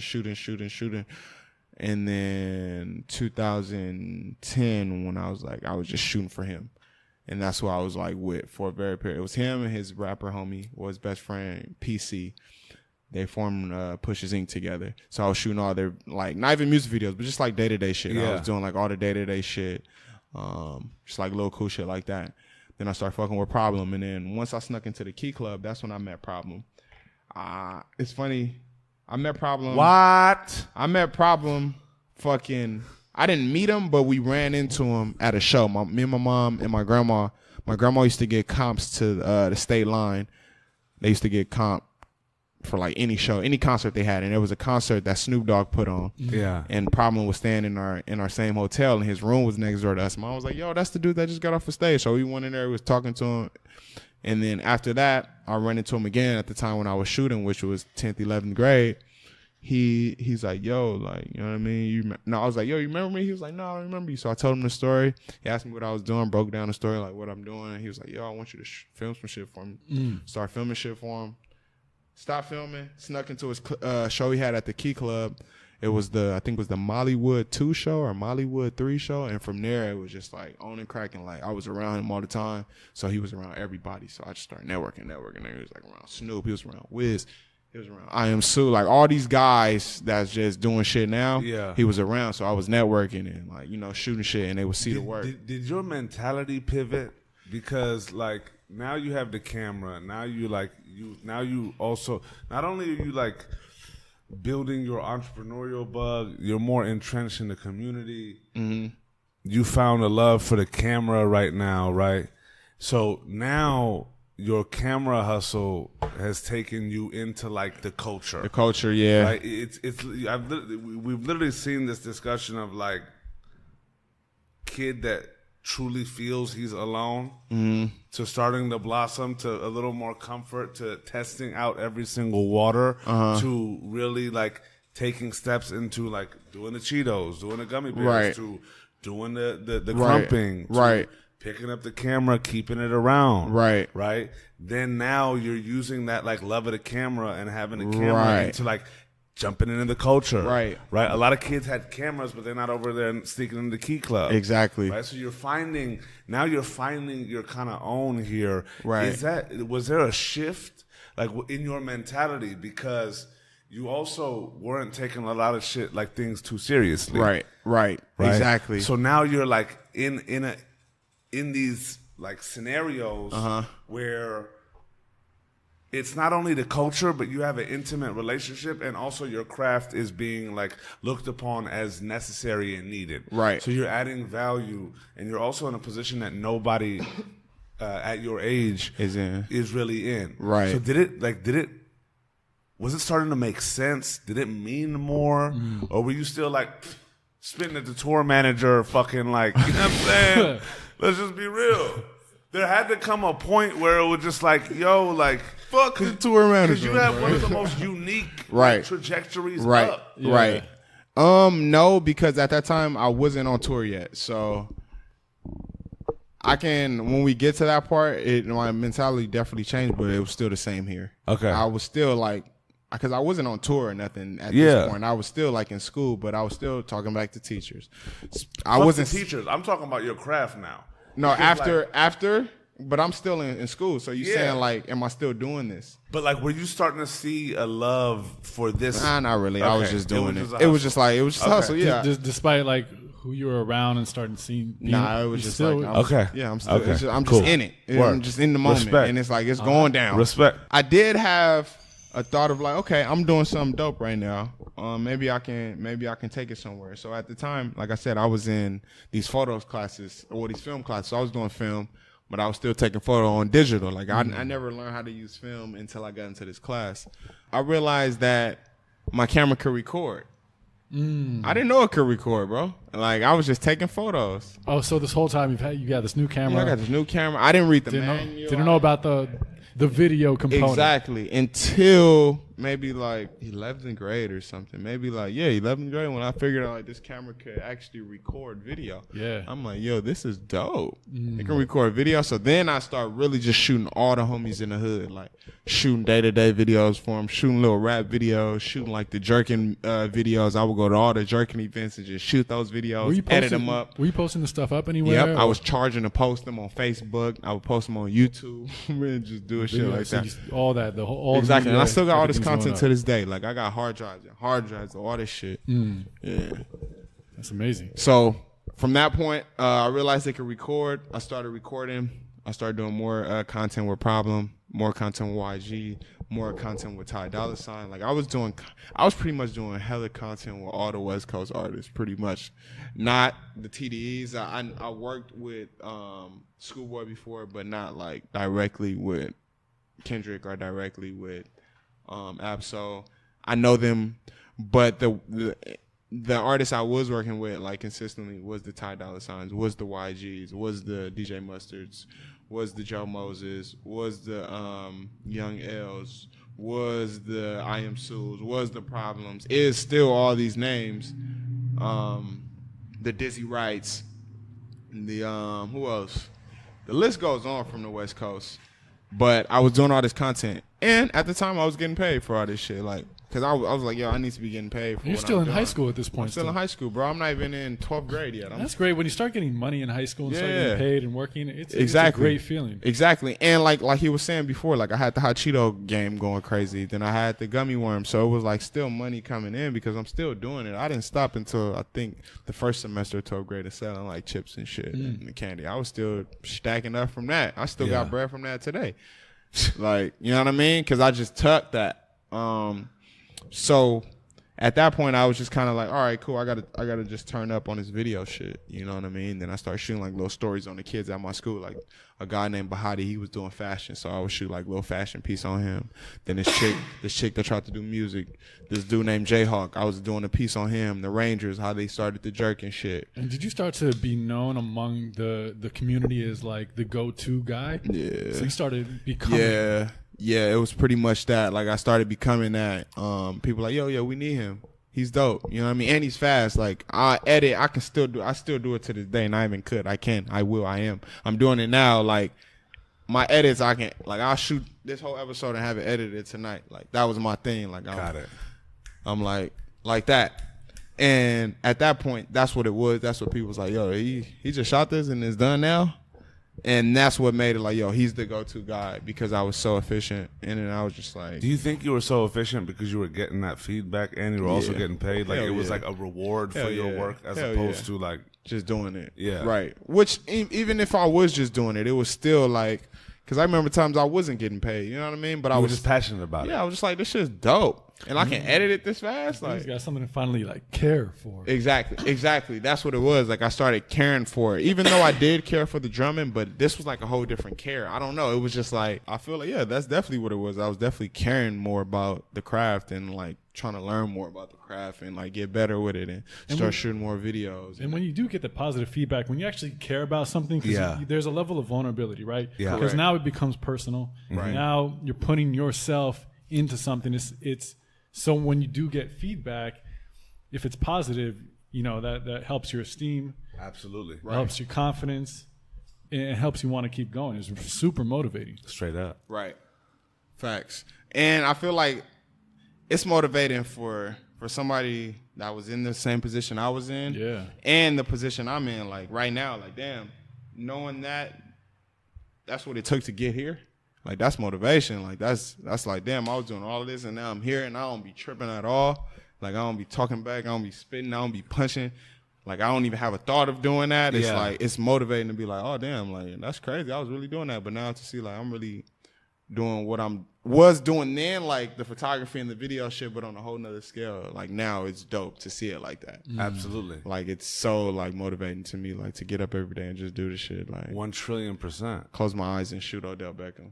No bluff. Like no. Yeah. Like, no, none of that extra shit. But just like to do that, like it's fun. Absolutely. It's still fun to this day. I want to talk about that blossoming. Yeah. Right? Like that, like. Let's get there. We get still got to there. go to 12th grade though. We didn't end off 12th grade. I mean, look, if you want to end off 12th grade, let's go end it off 12th So grade. 11th grade, I'm still doing this. I'm still doing the video content. I'm still doing photos. 12th grade coming around, still in these classes. They put me back in regular classes, put me back in the other classes. End up graduating. Well, I think I graduated with a 3.1 or something on honors. Yeah, I did. Clap it up. George Jefferson did walk across the stage, and I did do my little dance. That's crazy though, like how one thing can make the entire. It's Right. not just you're not just good at one thing. It really affects your entire universe. Yeah. Right. It definitely. Go ahead. No, yeah, it's Go ahead. wild. Go ahead, tap in. No, yeah, it's just you can say that in so many points of life. It's like if you're depressed in one area or you're Right. not doing well in this area, it ultimately affects your whole fucking existence. Right. But then you tap into one thing, you're like, okay, this is what I'm going for, and that becomes positive. Your entire world can be affected. Right. You know? And then being in the right environment, and I feel like me being in an environment of like seeing people like Problem and not even Problem, but YG at this young age doing shows and like getting money and like, you know what I mean, Mustard getting money. And this was like before all that. Before Tooted and Booted, bro. Yeah, this was probably around when like him, Ty, They didn't Mustard, even all really them were- know each other. They didn't even know each other. Mustard didn't know YG. YG didn't know Mustard. Ty didn't know YG. Got it. You know what I mean? This is before all that. So at this point, it was just like, they getting money, they doing dope shit. Why can't I? You know what I mean? I'm not rapping, but like I'm doing photos, I'm doing video. Let me just do all the shit for them, and we can all win together. So that was pretty much how it was. And also your timing, because Yeah, like timing, this crazy. is like The timing. This is right Shout out when- to the timing. Yeah, because this is an area where the West, the seed of the West is like being planted, Right. right, and it's beginning to kind Right. of like. It's not even beginning a bubble. It's just beginning to sprout at this time. Mm-hmm. And correct me if I'm wrong, but like, and this is also right before the wave of like how important content is. Right. Right. True. So it's Right. like you not only have this like Right. creative blossom, but like you're kind of sliding into a content creation position. Correct. Like formulating wise. Correct. And you're getting your chops up before like the real need in the marketplace is super substantial. So you're incrementally kind of moving towards this path of being known as the go-to when it comes to photography, right, when it comes to videography, right, and it's at a point where it's blossoming in tow, if you will. I feel you like graduated. Were there any thoughts of college or any of that for you? Were you was just done with it? I didn't think like, oh yeah, I'm about to fucking submit an application and do all this shit. But I was like, yeah, I want to go to Art Institute. I want to go to film school and do all that shit. Didn't do it. I was just like, whatever. I'm a Google graduate. I'm gonna just Google it up and YouTube the game up. So that's what I did. I just like, now I got my own camera now, no video. Not know it, but like I know how to edit. Niggas fuck with the shit. People fuck with it. I'm cracking with it. So I'm gonna learn more about it. So I started learning more about it via YouTube, via fucking just being online in general, like having a laptop, just searching and learning everything I could possibly learn about it. So you were hungry for it? Yeah, pretty much. I'm still hungry for this shit. You know what I mean? So, definitely was and still hungry for it. So I was just like, yeah, let me just learn everything I possibly can now. So I started doing that. I still was like, oh man, maybe I'll go to Art Institute. I was so close to like about to like do the whole shit. I was like, yeah, I don't want to do it. Yeah. It's cool. And then after that, I was just like, yeah, I'm about to just turn up with this shit. Like I'm gonna just go all the way up. I'm gonna start meeting everybody I possibly can. I'm gonna start doing dopest shit that anybody can't really do or not even doing right now. Start getting around the right people. Had a mentor at the time. Shout out to Big Will, man. William the Mogul, that's my OG, man. Big Will. Big Will. Big Will, the Big Three. At the time, this was after high school. You can have that. Me and Moms, we were about to get our new spot. And I think it took maybe 6 or 7 months to get it. So I ended up moving to Vegas. This was right after. During that time? No, right after high school. Once I graduated, 2012 till about 2014. Oh, wow. No, 2012 till the end of 2013. So I was in Vegas for 6 months or maybe 7 months. Oh, during that little transition. Yeah, through that little transition because we was waiting on to get our new crib. So why Vegas? I don't know. Why did I go to Vegas? Because I'm trying to figure out why I went to Vegas. Did you go by yourself or with your mom? No, I went by myself, but I was working with this artist named Dizzy Wright, which is still Dizzy. That's my boy. So I shot a video when me and my mom, because my aunt lives in Vegas. I didn't move with her though. I ended up moving with Dizzy. Wow. So before I even moved to Vegas, I had shot a video for him. Mom, I said, me, my grandma, and my mom used to go to Vegas all the time because my aunt moved there. So we would go there, and I heard of this artist, Dizzy D Flashy. That was his name at the time. Yeah, he's from Vegas. He's from Vegas, yeah. So it was Dizzy D Flashy at the time. And I'm like, yo, this kid is dope. Let me shoot some visuals for him. So I tapped in with him. We worked. Then after high school, I was just like, yo, I'm gonna just go fuck with him. You know what I mean? So after high school, I was just with him. I lived with him. And that's when I met my mentor, Big Will. Big Will was there. This guy named Jason Miguel was there. And this guy named Matty J was there. So they were kind of, not even all mentors, but they were just all a good support. Just for me, for Dizzy, for themselves, for Matty J. They had this clothing brand called the Likeable Assholes. So they were doing marketing there, they were doing branding there, they were doing visual content, just doing a whole bunch of just creative shit for the digital world. This is early though. This is like I said, 2012 to 2013, Jeezy era for sure. Jeezy Mac, that was my name. I had Jeezy, I had Big Jeezy, and I had Jeezy G. I think this was a Jeezy G era. Got it. So yeah, that's when I met them. I was living with Dizzy. Dizzy got signed at the time. We ended up moving back to LA earlier because he got signed to Funk Volume. Moved here, came back, and that's when I just came back with my moms. And then I got the crib by then, stayed there, and then that's when we were on, what street we was on, 110th in Vermont or 107th? Yeah, I think 107th. I forgot to tell y'all because after 91st Street, we moved to 107th.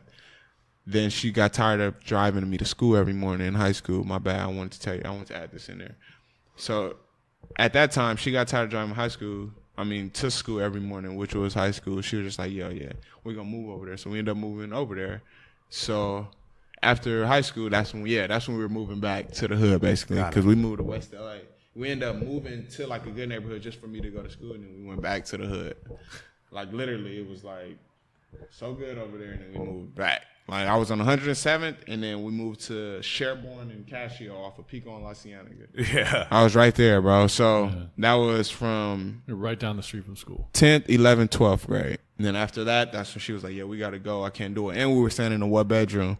So, like, she was sleeping in the living room, and she gave me her room. So, like, I had the room was big. I had a big-ass bed in there, big-ass flat screen TV. That's where I had the studio set up. Is your grandma with you, too? No, my grandma, she's still living on the east side at my great-grandma's house. Oh, okay. Because my great-grandma passed away in 2005. So, she's still staying there to this day. Like, I'm trying to get that... I'm trying to get that house, flip it, do some other shit, but that's a whole nother conversation. Yeah. But you know, it is pretty common for people to move throughout the high school years just to get the education and then move back. Exactly. So that's what I did. I moved back to 107th, 110th, which is right up the block. Same neighborhood, different hood, like different like gangbanging hood as far as like 107. I think it was more so. Was it Hoover still? I don't know. But once I got to 110th, it was like the Salo, so it was Hispanics. So it was just like crazy. Block would be shut down every night. Couldn't go home. This was like after coming from Vegas. So like while I'm in Vegas, I'm cozy. I'm living in a loft, like busy. I got like a loft. They had like not a loft, but like just a fat ass house out there. You know how Vegas has those houses. Yeah. It's like, so we were there. And the rooms was big. It was so cheap out there. Yeah, too. I mean, but I didn't have to pay for nothing at the time. Oh, yeah. So like but the property, is right? Like, the property was big, like literally big as fuck. We had they had the whole top floor full of like it was like an office space. So they had like desktop set up and shit like that. They had the room where they folded all the clothes that they were sending out, packaging all the clothes. Dizzy would record his albums there. We were downstairs. It would be like the conference room. Then the kitchen, we would make that into the video room. So we had like the projector on the wall, so we would do our presentations there. So it's kind of like a workhouse pretty much. That's great. We'll set up meetings there. That's where everybody would come.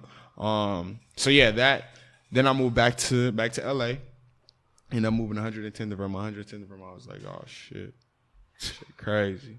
Yeah. I'm still not outside though. She not letting me go outside at all. I'm like, all right, cool. But I don't want to go outside over here. Yeah. At all. I'm cool. Like if I go outside, I'm done. I'm never coming back in. 19 at this time? Nah, I'm maybe like 18, 17, 17, 18. Okay. Yeah. No, 18, yeah, because I graduated at 18, yeah. Got it. So this is, 18. 18 going on to 19. Got it. 18 going on to 19. And I was there and I was like, yeah, I'm cool. I don't need to go outside. Yeah. So after that, after 110th in Vermont, where do we move to?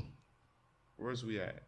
We moved, we were still on 110th until I got kicked out when I turned 21. Your mom kicked you out. Yeah. What, was it for something or just like? Hey, y'all want to know? This story was the dumbest shit ever. We definitely want to know. This is the dumbest shit ever. Like, so I don't want to go too in depth because it might get too hectic. We can leave it at your mom kicks you out. Yeah. Oh, no. I want to go into the story, but I'm not gonna go into why. Like, you know what I mean? Yeah. But so. It was a basic situation that was going on. I have the key to the glass door. I mean, not the glass door, the screen door. It's the screen door and the hardwood door. Yeah. So I have a key. We both have keys to the screen door. We don't have a key to the wooden door. The wooden door is locked. I come home because this one I'm shooting videos. I'm coming home late. I'm coming home at 3 a.m. I'm fresh off a show. I'm fresh out of whatever club I just shot. I'm fresh out of the editing session, whatever I'm doing then. And I come home and that wooden door is locked. And it's like 4 a.m. I think like 3 a.m. She's not answering the phone. I'm banging on the door. I'm like, she's here. Her car is here. Yeah. I hear the TV, everything. Yeah. She's just not answering. I'm like, okay, cool. So I beat down the door. Literally, I just bust the door open. And I'm like, I'm going to sleep. Like I got the key. I live here. Like, right. So I go to sleep, wake up. She like, you broke my fucking door. Like not calm. Like, oh, did you break the door? Like, you broke my fucking door. Yeah. I'm in the bed like, relax, like you didn't answer. Fuck all that. Yeah. Fuck all that. I don't care. Like you gotta get out by February 1st. I'm like, what? Or you gotta give me 30. I think it was like $1,500 or $3,500 for the door. I'm like, Mom, I'm not about to give you. For one, I don't have $3,500 to give you for a door, and it's not gonna cost that much to even get the door fixed. So it was just kind of like one of those things where I was like, all right, cool, I'll be out. No worries. So I was out the house. This was 21, and I wrote a book. I didn't publish the book, but the book is written. It's called A Lost Boy from Los Angeles, and then the other one is Out of Here by 22. So It's spelled Outta here by Deuce 22. So I was out of there by 22. So at that period, that's when I was just like all over the place. Once I got kicked out, I moved back to Vegas for a while. I was in Vegas staying with my mentor. Dizzy was out the house by then. That's when he started getting like a little bit more bread. Then he ended up getting a loft like across the street. We were staying at these lofts called Loft 5. They were brand new, fresh off. Before you even get to the strip, it was like by South Point. Got it. It was called Loft 5. So we were there. Dizzy wasn't living there, but it was my mentor, his best friend, the same guy, Matty J and Jason. And then Dizzy ended up getting him a loft in the same building. So we were still close. We were still doing business and stuff like that. And then I was there. Then I ended up moving back to LA, and I didn't really have no place to stay. So I ended up, where was I at then? After I came back from Vegas. The second time. I don't think I was with my grandma, no. Who was I with when I was, I was staying with Will. Yeah, he had got a crib out here. Big Will had a crib. Got it. No. It's before that. Where was I at? I'm trying to remember. After I came back from Vegas, where did I go to? I don't know who house I was at, but I was somewhere just living. Yeah. And at that time, it was just like, yo, what am I doing? You know what I mean? Like, yeah. What am I doing this? I'm trying to figure out, like, damn, like, where was I at? What was that like? Like, did that lead to like a significant shift for you? I mean, I'm still kind of like in the mix of like still figuring everything out just from like that damage, I guess, like being kicked out and like knowing my mom like really turned up like that. Like, yeah. I don't really like, I love my mom, but it's like, it's still like that. It's like a disconnect. Like, I'll be like, all right, cool. Like, I love you. You know what I mean? When I see her, it ain't like, yeah. Oh, it's just like, all right. You know what I mean? Cause like she really like just like kicked me out for some whole other shit. Like, yeah. The door was locked. Like, you really just kicked me out because the door was locked and I couldn't get in, and I didn't give you $3,500 or $1,500 to get the door fixed. When I could have just went to my man up the street for like $10. She wasn't having it. Yeah. I was like, oh, okay. Cool. I see what level her head gets to. So now it's just kind of like one of those things where like I fuck with my mom tough, but I just be like, all right, I really just be with my grandma all the time. Yeah. Like, I'm spending more time with my grandma before I'm spending time with my mom. But at that point, I don't remember where I was living at exactly, but I was definitely like still like lost just from like that. Like, I was writing a lot more. I was definitely writing a lot more in that period wherever I was at. Damn, I really can't remember where I was at that period after I got like kicked out after Vegas. What's kind of crazy is that it's the first time where you don't have like that safe house to go back to where everything's okay for you. Right. And that you had your whole life. I mean, you were able to act out and then go home get the coddling and full effect. Right. Now I think like getting kicked out, I mean, I didn't have, like you said, I have nothing to come to. Yeah, I mean, it's like it was like almost an end of an era, but it was like also it's a birth just of like a new era. Yeah, it was the first time where you're actually, you kind of have to grow the fuck up a little bit, you know. Exactly. And I feel like that's exactly what it is and what it was and still is. Like, I'm still growing the fuck up. You know what I mean? I'm only 22 now. Yeah. I'll be 23 September 18, but it's still like I'm still growing the fuck up. Yeah. So I'm still learning. This is all pretty recent. Yeah, this is recent, bro. I'm only 22. Yeah. Yeah, like, so. Like, this was yesterday. This was like yesterday, and literally. Now I'm here. Can I sleep over? That couch looks great. Where was I? I can't remember. I'm here. I'm here. Now, honestly, that's kind of like how it is. Not like, oh, let me come sleep on your couch, but like, at this point, it's like still figuring it out. Like, okay, I know I want to do what I'm doing now. Like, I know I want to do this. I know I want to do that. But it's still like a figuring out thing, which I'm pretty sure is for everybody. Like, some people are still figuring it out. And I'm still young. Like, it's not like you're lightweight at the age where cats be. You got to figure it out. College, yeah, though. Exactly. Right. Like cats have been in an in an institution, right, of academia, right. Like select fews, like entrepreneurial, right, endeavors and out and like whatnot, but right. Like, you built a foundation of your craft, right, and are now like in the tussle of on your own and dumb. Exactly. With everyone else your age though. With exactly. But like, and have that Because, bro, like, it takes money to survive. Like, you're actually Right. making money being able to survive. Right. Whether Exactly. you meant this and that. Like, Right. you've come to show that you stack your bread. Right. Right. Right. You have things, you want things. Right. Right. So it's one of those moments where it's crazy that it's like just in the now, because like I look back at the layers and it's so interesting to see the layers as we see them. Right. Also think about the layers in which people see us. Right. And then realizing how just real life is. Right. Wow. You know what I'm saying? Right. Because through all of these creative endeavors, you're also going through these things as a person.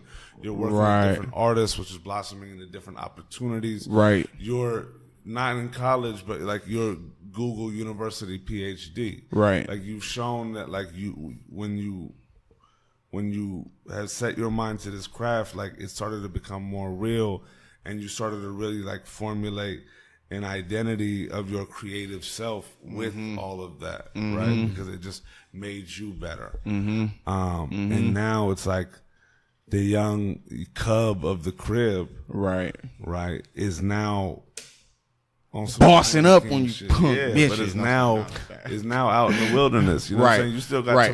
Timon and Pumbaa's around. Exactly. You know what I mean? Exactly. Cats still shuffling and hustling, but it's also that through this young age, you've established your Right. precedent as a creator. Exactly. You blossomed in different variations. Of Exactly. your You creative worded being, that so perfect.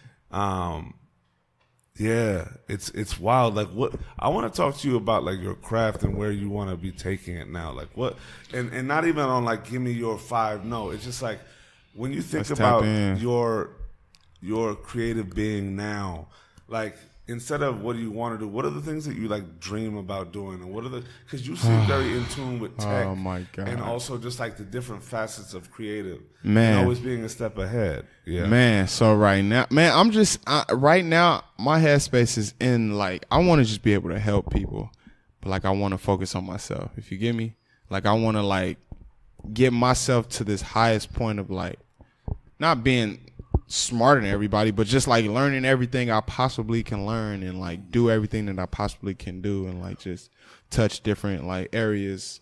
Pause and do like just like different shit, like you said, tech. I'm not really into tech, but my best friend is like he's super into tech. But it's like right there, it's easy to learn type shit. So like I'm in the process of just learning everything.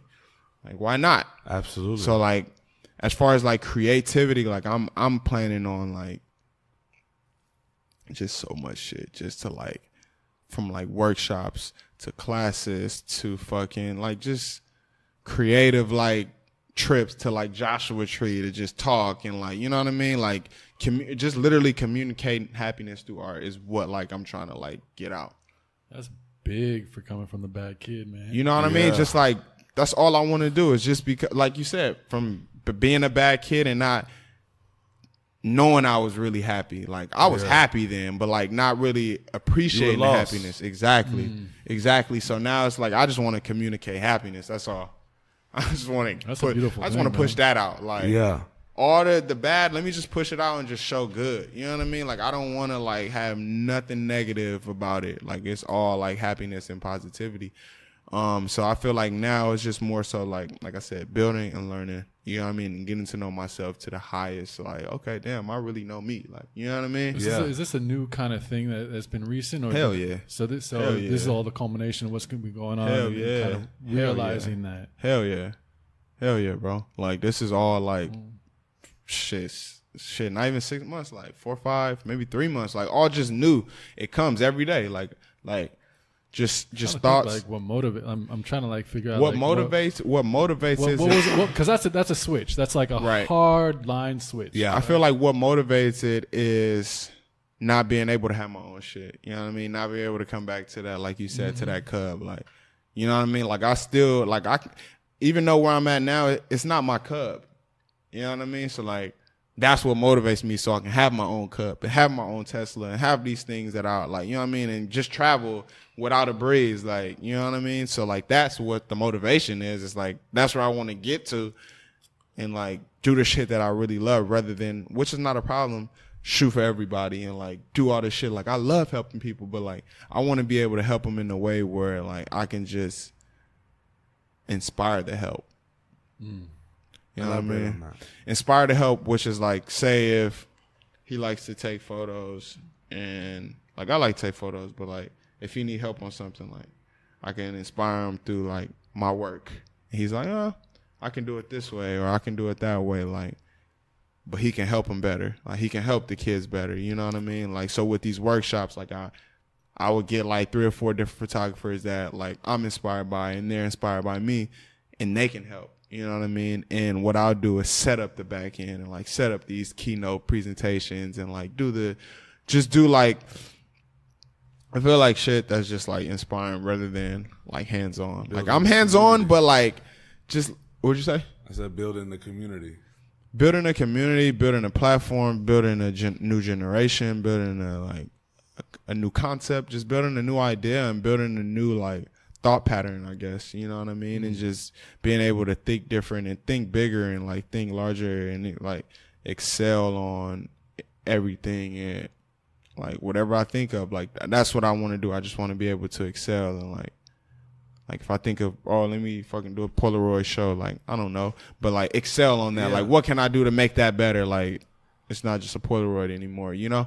Like so just me being able to like excel is what motivates it, and like me knowing like I'm gonna get there and like just do everything I really just want to do, which is, you know, inspire the world, create happiness through art, you know what I mean, community happiness through art, love, smile, dance, fucking be goofy and just do me, you know what I mean? I want to ask you, when did that like shift towards like really like self-thought and self? Once I got kicked out, bro. Okay. Once I got kicked out, like literally I never wrote a book before a day in my life until I got kicked out. I was just like, yo, I might just boss up. Like, not even boss up, but just like, let me just figure out me. Like, because I wasn't really focused on me then. Yeah.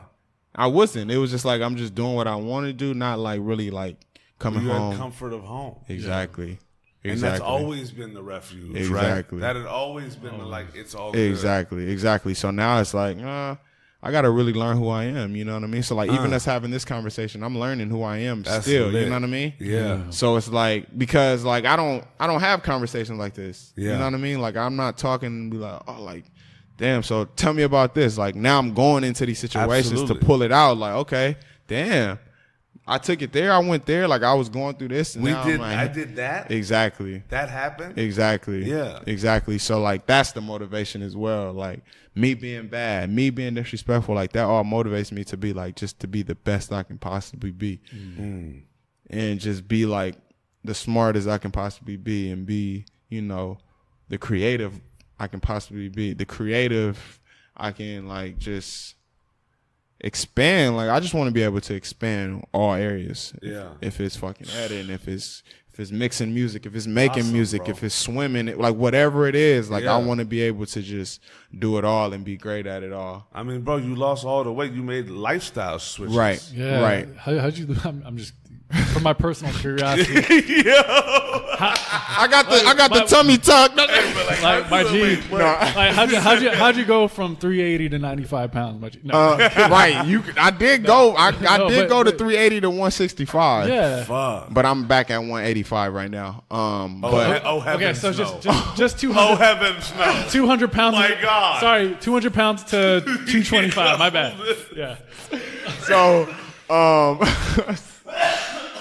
from there, I think it was just me being big. And I was like, I'm tired of being big. And then I was just like, yo, I'm working with this trainer. So at the time, I was working with my trainer that I work with now that trains Odell.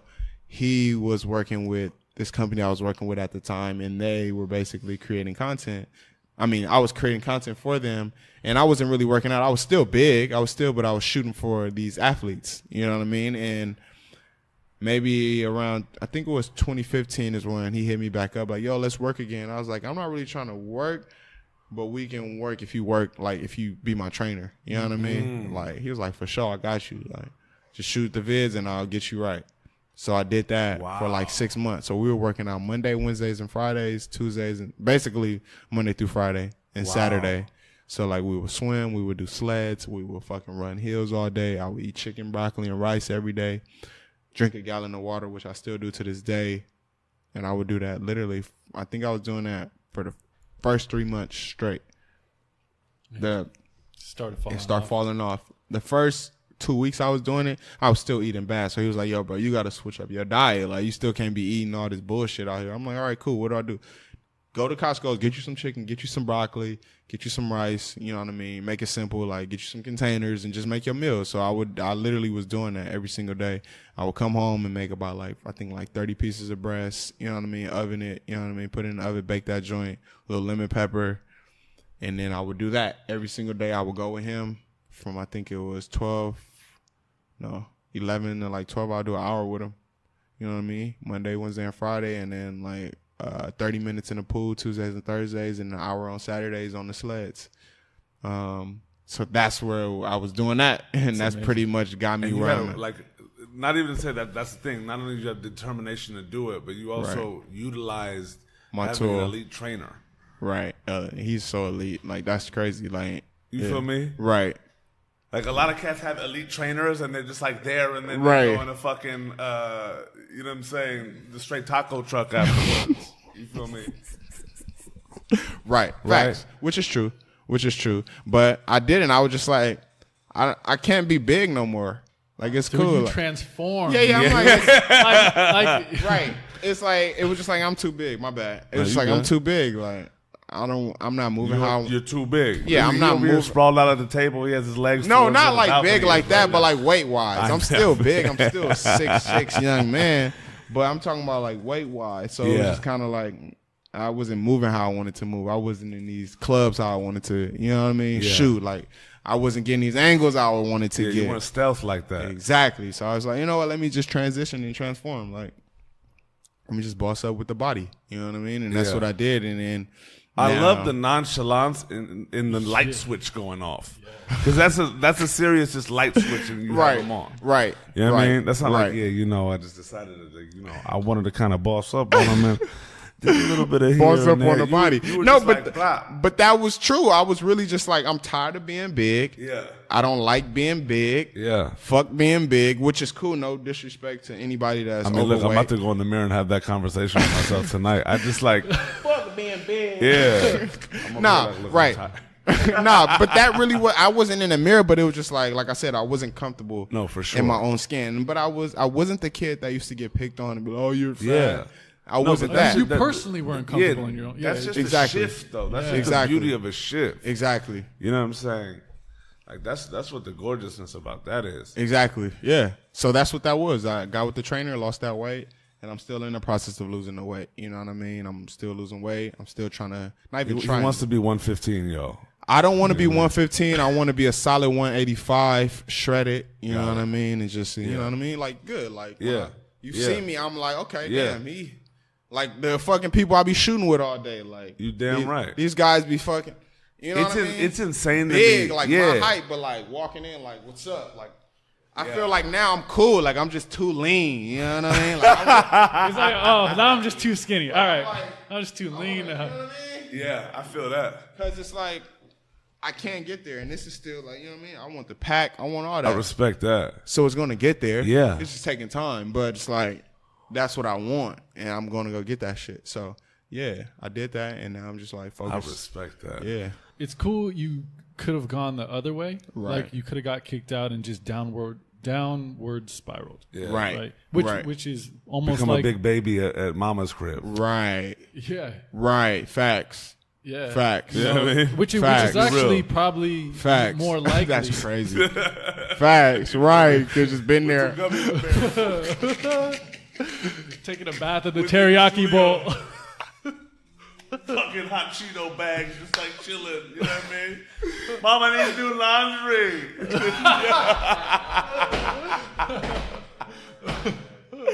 You feel me? Yo, we just did like a behind the scenes like bloopers. Had this story happened. Wow, that's classic. It could have ended up like that, but it's almost easier to end up like that, right? It's way easier. But I feel like even me getting kicked out, it did spark that. Like I'm not going to go backwards. You know? Yeah. It's like why? Why? What's the point? Like it's really just go up from here. Yeah. You know what I mean? And then having mentors around me. I had 2 mentors. I don't really they don't mentor me now, but like I said, I had Big Will. He was a great mentor. Yeah. Just we don't communicate as heavy as we did, but it was he was a good mentor. There are people and times in our lives that come in and really one way or another. That's what that was. And so I had that guidance at the time.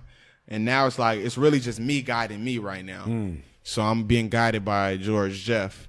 So it's kind of like I said, still in the process of getting the body right, still in the process of learning and growing and building relationships rather than just trying to aim for getting money. I don't want to just have your money. I want a relationship, because maybe in 10 years, who knows? You never know. Maybe in 5 years, maybe in 3 years. I want to be solid all across the board. If I ever had debt with anybody, pay them off, or if I ever did anything wrong, sit down and conversate with these people. You know what I mean? Absolutely. Because you never know.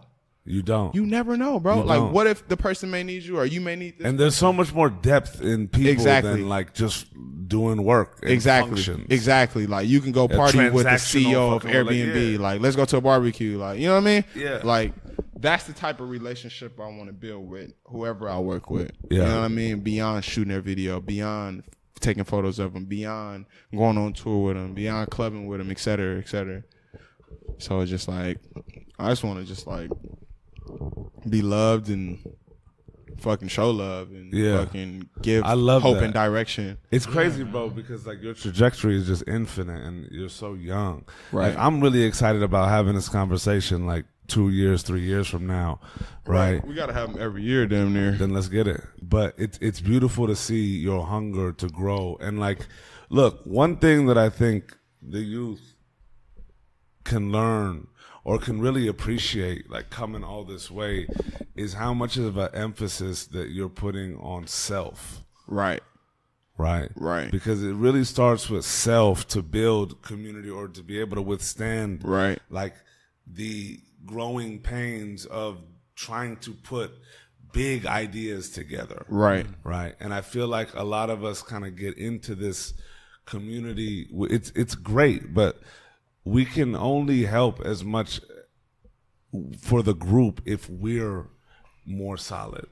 Correct. Correct. And we all live and learn that, but you literally have that essence in you at such a young age. It's actually about to be incredible to see how your becoming blossoms. Right. You know what I'm saying? Because you put such a focus on that, and you have that's your baseline, and you also have this want of community and love, and showing it and receiving it and helping procure it. So to that, George Jefferson, that's about to be a fucking beautiful thing to see and experience through all of your mediums. I really wanted to cap it off by asking you this, because is this the end off, or what? We capping it? We closing? I mean, you got something to do? No, I don't got something to do. It's 10:41. It's up to y'all. Keep going. Oh, okay. I didn't know if you. But I'm still gonna ask this motherfucking question. Because we didn't talk about me going on tours. You damn right. I've been on tours. So let's jump into that. Go into what you were about to say though. I want to ask you this, but we're gonna we'll figure this one out. Okay. Take us there, actually. To the tours? Yeah. I got this question in the bag. Okay, cool, perfect. So this is when did I do my first tour? I did my first tour with Dizzy. We did I think it was a 30-city tour. It's about 500 capacity venues. Okay. You know. How old were you this time? 17, 18 maybe. Okay. Yeah, 18. Yeah, no, 18 for sure. I was definitely 18. Yeah, 18 first tour. Dizzy Wright. I think I forgot the name of the tour, but yeah, I was on that tour. That shit was so fun, yo. This is, like I said, a kid that went through all of this shit and now is just literally on a tour bus every single day, gets to do whatever he wants. I'm not on this motherfucker disrespecting people, but I'm still finding myself. So after a show, I would go walk around the city and just you know what I mean, flick it up, or you know what I mean, just think of different ways I can help Dizzy, you know what I mean, and just figure out ways that I can inspire his fans through my work. So it was just kind of one of those things where when I was on tour, it was just still finding myself, you know? And it was fun because I was going to a new city every morning. Yeah. Every morning, new city, new food, new females, new, you know what I mean? New everything. New inspiration, new motivation, like every time. Like I remember, I forgot what city I was in. I was crying just because it was just like abundant. I forgot where we were at. Wow. I forgot where we were at, man. This was so long ago, but I just felt like I still get a feeling when I go to like, if I'm over in Westwood and I go to like East LA, I get like this gooey feeling in me, like, oh, I'm over here. This shit is inspiring. Like, you know? But that's what it was. I forgot what city I went to. But yeah, so like just being on tour was like. Also, you're away for the like first time, like really getting. Yeah, like, really getting my feet wet. Yeah. I was getting my feet wet. Not even my feet. I'm getting my toes wet. Just like the tip of my toes. Like I'm just, okay, cool. Okay, I know how to shoot videos. I know how to edit it quick. I'm doing a video a night, giving them 6 photos a night. Okay, cool. I like this. You're probably around a lot of people who are on the same like mind that you're on. Exactly. All doing things. Exactly. You know, all young. Yeah. Exactly. Exactly. And that's exactly what it was. And I'm kind like of feeding you that positive energy. Exactly. Exactly. That's exactly what it was. And I took that and took it to another level. Like I do today. Like I'll take whatever you'll say or he'll say and just try to take it to another level and expand on it and like make it bigger so we can all win. So that's pretty much what I was doing with Dizzy. Like, not saying I was his manager or managing anything. I was just like helping him build his brand. Yeah. You know what I mean? And it was a fun experience. So like that tour led me to what tour? Another Dizzy tour, which was a bigger tour, 1,500 cap. You know what I mean? And going to growth. You know what I mean? Going to these bigger cities and bigger venues and people seeing me on tour, like follow me on Twitter now, like, oh, that's Jeezy, that's shooting all Dizzy videos. You know what I mean? Yeah. Having that little fan base was like dope. And then after that tour, I think I did, what tour did I do after? I didn't do a lot of tours, but I did some good ones.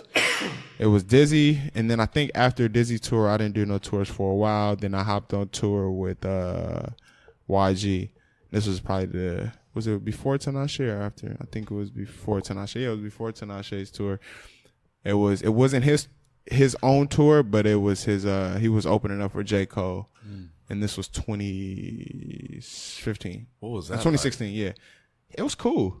It was honestly a crazy experience because I ended up getting kicked off of that tour. That's the funny part. Really? It's about to be a funny story on how. But that tour was it was a dope experience. Just be able to like connect and meet with like J. Cole. And what's your role on this tour? You were just shooting all the content day to day, video. So like, hey, we want you to come on, be our content, video, exactly. shots, So I'm shooting all the content when they perform. If they have an in store, if they're doing a meet and greet before the show, them on the bus with the homies, activities off the bus, then playing basketball with Cole, then playing basketball with Big Sean, like you know what I mean, tour activities. It's just creating content for the tour. Yeah, not even for the tour, but just for the artists in the tour. Got it. So I was on that. That shit was dope as fuck. And the reason I got kicked off because I was just being me. Like I was connecting with everybody. Like and YG's camp didn't like that. They was just like, yeah, we don't really like you mingling. You know what I mean? Because they bring me on a tour, which I get it. But I'm like, bro, I got to go up. Like, you know what I mean? I'm not going to be not over here talking to Cole people or not talking to Big Sean people or not talking to Jeremiah and building these relationships, which I'm not doing it in a disrespectful way. I'm not saying, fuck y'all, I'm on this bus and hang. Nah, I'm just like, let me go shoot some flicks of Cole real quick while he on stage. And they didn't like that because I was coming with shit. And I'm like, bro, that's just the nature of it. Yeah. So it was just kind of like, it wasn't a thing like, you got to get off this tour and you got to go. It was just kind of like, you know what I mean? We like don't really appreciate that. Word. So like, it's time to go. I'm like, all right, cool. And I got these relationships with Cole. I got these relationships with Sean. Yeah. I got these relationships with fucking, I don't have a relationship with Jeremiah, but I know everybody in his team, like, which is like all good, which is still good with YG. No, nothing bad, but it's just like, that turned it into like, I mean, look, at the end of the day, that shit's crazy to go through that. Yeah, but you know what I mean? Also, you realize like some artists have their preference. Exactly. I mean, I respect it too. Exactly. Like, that's what I'm saying. I respect it. I can't get mad at it. If we're the ones bringing you on tour, like it's still your job at the end of the day. Exactly. And like I could see that and respect. Look, I mean, even when you're getting your job done, but you also like commingling. Exactly. Regardless, everybody has their opinions, and, and that's the craziest shit about not the craziest shit, but that's just like the real life. Shout out to that tour of touring for real. Right. Right. It's just people like teams and squads have wants and right. and parts of that team have needs to do, and exactly if it just conflicts, it conflicts. Exactly. Which is nothing like crazy. Exactly. Which is nothing crazy at all. And it's like, cool. I get it. Yeah. We all still homies. We all still laugh about it to this day. But it's like, that was a learning experience for me. Like, I should have been more so in the pocket. Maybe just in my pocket and like on my shit, like standing firm rather than mingling. You can't learn without mistakes. Yeah. And that's what you can't know what a boundary is without crossing it. Exactly. And that's what I did. And now it's like, okay, cool. When I know if I ever go on tour again, I can't do that. Or if I do, I got to make sure I set it up ahead of time. Like, yo, when I go on tour with you guys, this is what I will be doing. If you're on a tour with whoever, I'm a mingle, and this is what's going to happen because I'm building a relationship. Or even you could position it as like, look, when I come on tour with y'all, I'm going to handle all the responsibilities and more, but I'd like to really capture the whole essence of the tour. Exactly. Everything involved. Exactly. Because it's a story. It's a story. And we're exactly. And that's how I'm going to put the blocks up. Exactly. You know Facts. They don't Facts. even need to know about the next one or whatever. Like, right. Even if you get the opener to the main act, somewhere in the middle. It's somewhere in the middle. It's exactly. Like, it's a story. Exactly. And I want to be able to capture the whole story. Bingo. There it is. He just gave me the lingo for the bingo. Bingo. Bingo. So, yeah, I feel like that's what it was. And then after that tour, I got on tour with Tinashe. I fuck with Tinashe, yo. She's so like she's a hard worker, dog.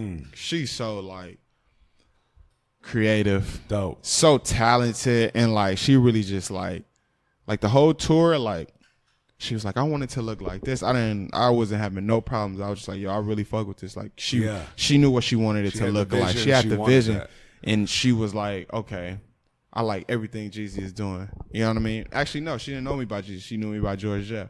Word. Because at that time, I was George Jeff. This is George Jeff now. The reincarnation of the reincarnation. Exactly. From the what incarnation? Exactly. You know exactly. Because the YG tour was Jeezy. The YG tour was Jeezy. Yeah. Tinashe was George Jeff. Word. You know what I mean? So I was like, okay, cool. So she was just really just like, that tour was so fun. I learned a lot just from being around her because she's so smart. Her family is like so involved in everything, like pops, moms, like literally whole family is involved like in her whole process. So to see that love and that like just communication between them is dope. That was light for you. It's like, yo, like the family's on tour, bro. Yeah. Mom's on the bus, on the bunk. Pops on the bus, on the bunk. Her cousin is her stylist type swag, you know? Yeah. So it's like, damn, that's dope. Like I still want to do that for my family. Like I still want to have my family with me, like when we go traveling, like, you know what I mean? I want to turn my cousins into my business partners and shit. Yeah. So it's like, that was dope to see that and just to know that she's like. And especially on that level. On that level, right. Especially on that level. Yeah. So that was a dope tour. That experience was fun. I had fun on that tour. And I think that was like the last tour I did because I did a few tours with Dizzy. I did like most of the tours with Dizzy. Like I did about 3 or 4 tours with Dizzy. Yeah. Small and big, and then the big one was with YG. I did small little venues with him, like, you know what I mean, like doing like low runs and shit from the Bay. Yeah. I did tours with Problem and I Am Sue. I did $1 Million Afro tour. That was probably like my 5th tour. It was him and I Am Sue. It was like, I think that was like 13 cap every venue. So yeah, it was that era when Problem was going up. Well, she still's going up. Sue was like fresh out of just like everything, HBK days, all that shit. And that's the tour I was on. That was a dope tour. It was a fun experience. And then Tinashe tour. I think Tinashe tour was the last tour that I did, and I was just like, I'm not tired of tours, but it's just like tour is a lot, especially for me. Like. Yeah, tour life is tough. Especially like coming from like where you come from, like not where you come from, but like doing the tour managing shit. It's like it's kind of like I'm damn near tour managing on the low because it's like I have all these duties I have to do. Like I have to figure out what angle I'm going to get or like where I need to stand, who I need to talk to, what securities I need to talk to make sure like I have these corners blocked off or like what time I have to get up to make sure like I'm getting sound check or I'm getting the bus. It's so much going on. Yeah. You know what I mean? And like to be able to like compile all that and do it is like, okay, that's a lot. So it's long distance trips. Exactly. And it's like you eating wherever the nearest But no, this tour we had this Tinashe tour and the J. Cole tour, we had meals every night. Yeah. Like they had the catering every night. So like we would have craft at like what after everybody performed. So on the Cole tour, he ended, I think, at like 11. So after 11, everybody go craft. Yeah. They have all the food, whatever, vegan, fucking vegetarian, pescatarian. Like they'll have sections, vegan section, so that was that. And then the Tinashe tour, she only ate like chicken strips and fries and shit. So we had just chicken strips every night, fries. It was good though, but we was just chicken strips and fries and fucking. What else? Wine. That's what we was on. Chicken strips, fries, and wine. The whole Tinashe tour. That was the best tour ever. That shit was player. Did your attitude shift on amongst all these tours? Hell yeah, bro. Hell yeah, it did. Go into that. Go into like the attitude. You're out of high school, right?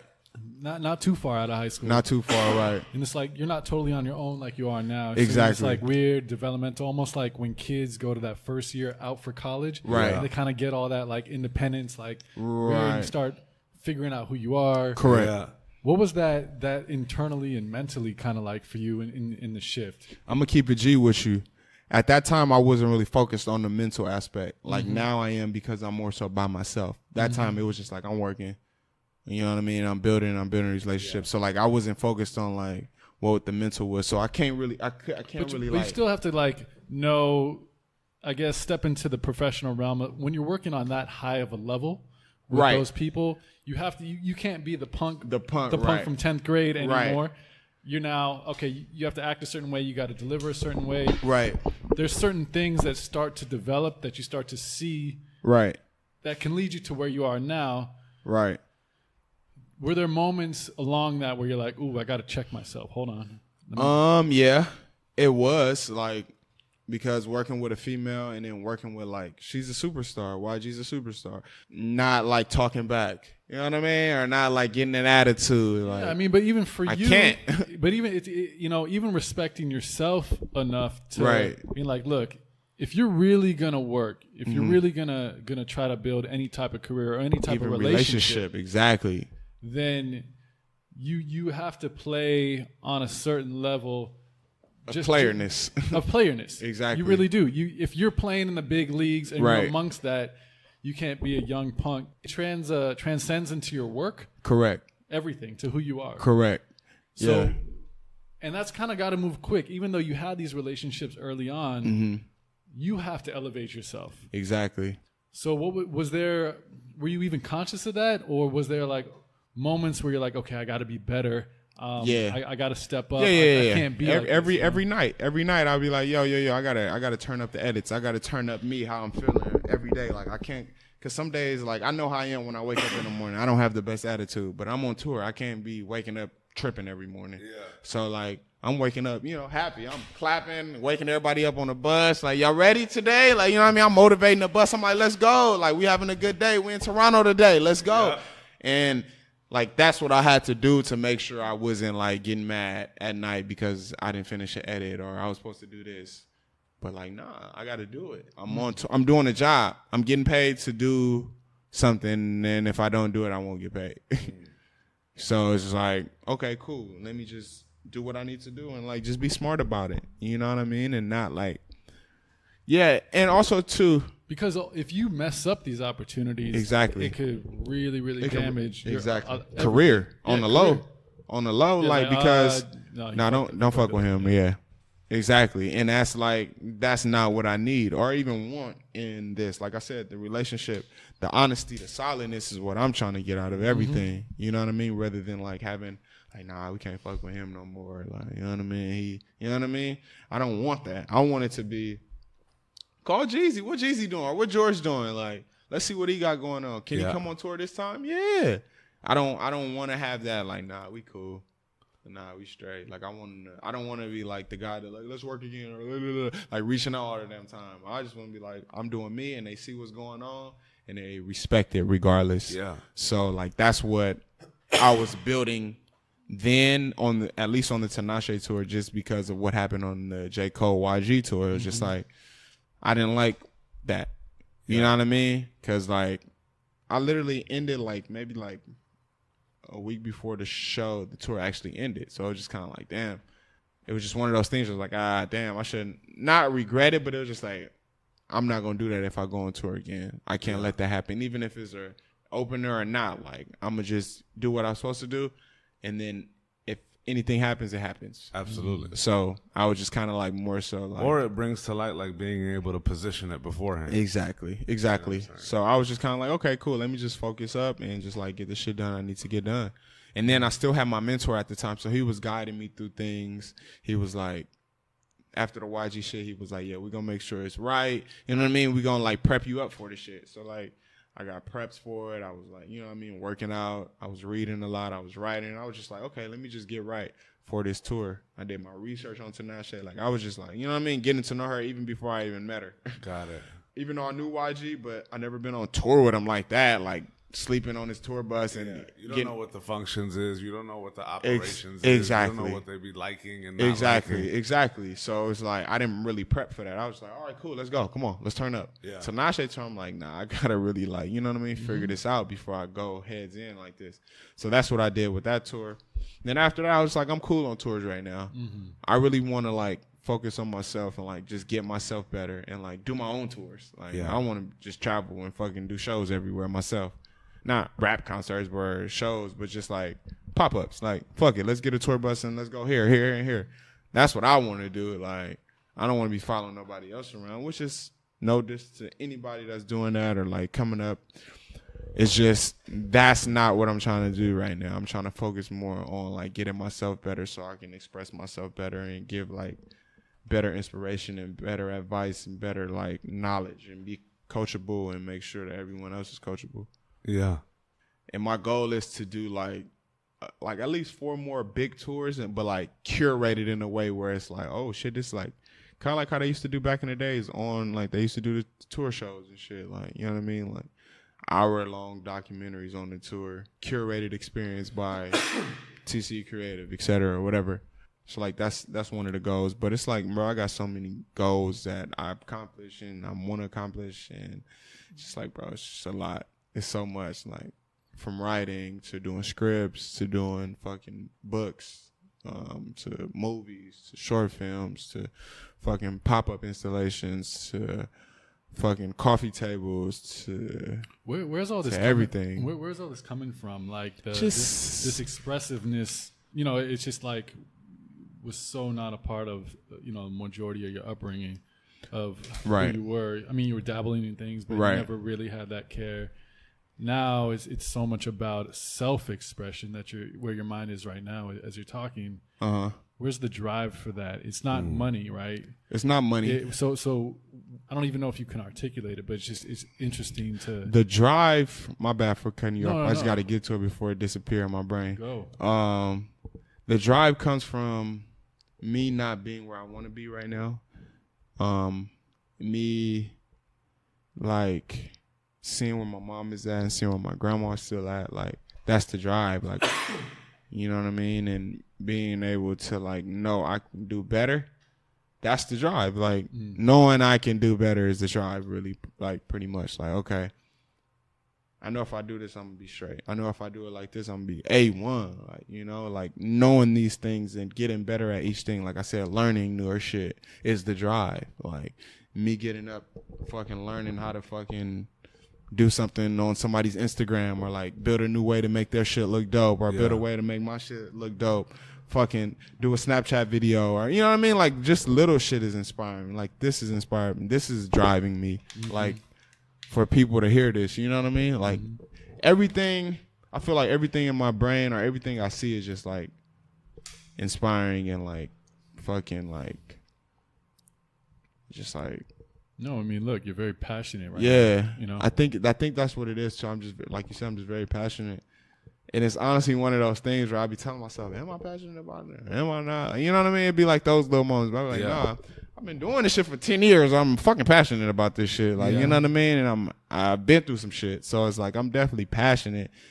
And I never had no point where I was like, I'm cool. I don't want to do this no more. Like I haven't hit that point. It's like I'm tired of this. I can't do it no more.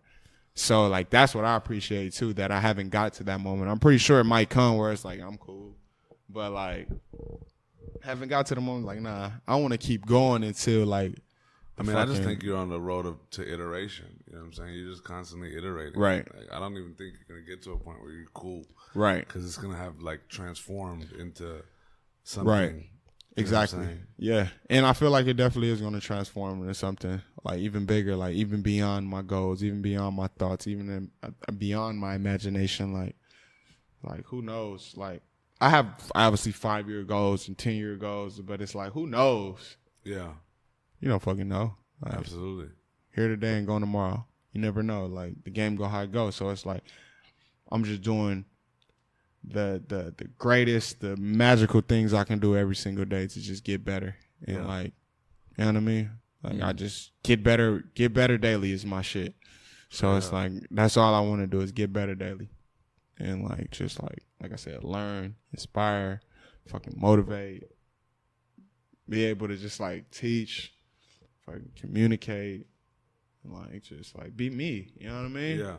And shed light where it needs to be shed. I want to ask you something, like, if you were to be able to like slip a letter or like a note into like your younger self's room, right? Oh, right now with all of this, and be able to even like think about having like a moment to be able to like slip in an idea or a thought in that younger one, and be like, you know what? I know what you're about to be going through. What advice what would you like to say to that? I'd be like, yo, listen, look in the mirror, talk to yourself for 5 minutes. That's what the note would say. That's what it'd say. Oh, for real? Because you didn't. Because I didn't. Now I do. I talk to myself all the time. Yeah. Like, I look in the mirror. I'll stand there for like 5 and just talk. Like, okay. That's this dude's world. Yeah. I'd be like, okay, what's up? Yeah. Like, what you need to do right now? Absolutely. So, like, I would slip that. I would probably just slip that. Just something simple, because I'm simple. Like, look in the mirror every day for 5 minutes. Talk to yourself for 5 minutes a day. That's the advice I would give to somebody, and really, like, just stay solid. Like, you know what I mean? Like, learn more about yourself. Yeah. That's what I would slip in that note. Like, just learn more about yourself. Like, straight up. Period. Because the more you know about yourself, the more you know about your surroundings, the more you know about just life in general. Because you are life, you know? So it's like, just know more about yourself. And like, once you know more about yourself, you good. You ain't gonna have to worry about money. You ain't gonna have to worry about nothing. Cars, clothes, you good. Like, the you inside of you, you know what's up. So it's like, I want to thank your mama. Shout out to Mom. Shout out to Big Sexy. Shout out to Ty Beezy. I want to thank her for kicking you out of the house. Yeah. No, that's the part, right? For real. Like, that's the crazy part. Yeah. Shout out to Moms for kicking the young boy out of here by 22. I want to give your mom a hug. Yeah. A big hug to Big Sexy. Yeah. And say thank you. Right. Yeah. For kicking your son out of the house. Yeah. After he broke your door. Right. After 22 years of putting up with his bullshit. Right. Yeah. Because you needed that, man. Facts. And you know you do. And this is Uncle Joe. Shit. Uncle Roushie. Uncle, this is when Roushie. This is when the gray hairs start to start to show through the mic, you know. Right. But it's so true, because I think you needed that. Yeah. You know you needed that. Right. You know. And when Nushi said, I can't wait to see where you're at when you're back on here in a couple years or even next year, because next year. Right now you're finally beginning. Yeah. And you know, coming out of those tours and now getting out of your house and finally getting your mind and the mental capacity, that aspect of it right for the first time, really tapping into that. Right. It's going to be dope. Yeah. The theme of this episode is tap in. Tap in. Straight up tapped in. For sure. And I feel like, I mean, the elevation from this conversation, from where I'm going, where I was, is like, I'm really just inspired by the old me. Yeah. You know, like, that shit's dope to be like, damn, I was really like loco. Not in a sense of like loco like that, but just like I was really on some shit. Yeah. Now I'm like not really on that shit. Not really. I'm not on that shit. Yeah. And it's like dope to see like, okay, I have these different phases. Like, You know what I mean? Straight like up. that was just a phase in my life where it was like I was going through some shit. Now I'm like learning some shit. Absolutely. You know, like I'm learning who I am rather than like just doing whatever. Like then I was just doing whatever. Now I'm learning who I am, so I don't have to just do whatever. Yeah. Like, I know what I'm doing. I'm aware of what I'm saying. I'm standing tall. I'm more confident. I'm more like happier, which I was always happy. I'm more like abundant. I'm more like I'm just me. Yeah. Rather than like I feel like that wasn't really me then. It was just like whatever was going on, just was like I don't know. I was just in it. Yeah. Now I'm like, okay, let me tap in with the inner me and like talk to me rather than just do some dumb shit. Like, Off rip. let me look at myself in the mirror and like, okay, what you doing, bro? What's real. going on? How you feeling today? For real. You know? And that's actually the advice I would give to everybody too. Like, and like learn your numbers, learn economics, like get your number game up. You know what I mean? Like learn the business. Me, like I didn't really learn the business until like 6 months ago. Like I'm still learning the business of what my craft is and what I'm getting myself into. So like I would give that advice to the people, to the youth, to whoever like years older than me. Just learn the back end before you know the front end, because you already know the front end. You done made it this far. Yeah. You know, like I know the art well enough. I can, like I said, I can take photos with my eyes closed. I can do video editing with my eyes closed. But it's like, do I know the business with my eyes closed? No, but I'm getting there. I just want to close my eyes and close a deal. Yeah. You know, and fucking spread love. So it's like being able to get to that point is where I'm like excited. Like, damn, I really, okay, damn, I know this. Okay, all right, I know how to do that. Let's have this conversation like some grown men. And it's only a matter of time before you do. Exactly. And like I said, I'm every day learning. Yeah. It ain't no day off where I'm not learning. If it's listening to a podcast, if it's reading a little script in a book, if it's writing something down, if it's fucking calling the homies, or if it's like, you know, like just drawing something out, like I'm learning. Yeah. And I suggest everyone to learn regardless. Like it's not a lot of people out here learning, honestly. No. Like, cause at one point I wasn't really learning, like, you know, I was just doing. Yeah. Like, I suggest everybody just like start learning. Like, even if you don't really want to learn about yourself right now, learn about something you want to learn about. Yeah. I'm not saying go learn about yourself. You can, but it's like #, you decide. You know what I mean? Whatever you want to do. It's for like real. If you want to learn about the art, cool. If you already know about yourself, cool. Learn something. Just learn something. Yeah. So you can be more aware of just you and your surroundings and your environment and where you are in life. Like, I suggest everyone learn. Learn more. Like, don't like hold yourself back from anything either. Like, just it's like give it your all. Like, you know what I mean? Just be confident and learn more and smile regardless. Like, that's how I feel. So I would give that advice to anybody, from mamas to grannies to kids to babies to my age, sub-boss dog, to anybody. Like, I want you guys to just like learn more. Yeah. And inspire more, motivate more. Straight up. And boss up more. And buy your mom's houses and invest. You know what I mean? When the time comes. And yeah, man, get your shit right. You know what I mean? Get your life right. Get your life right. Learn more. You know what I mean? Joe, should we do it to him? I think it's time. Mama, we made it. We made it.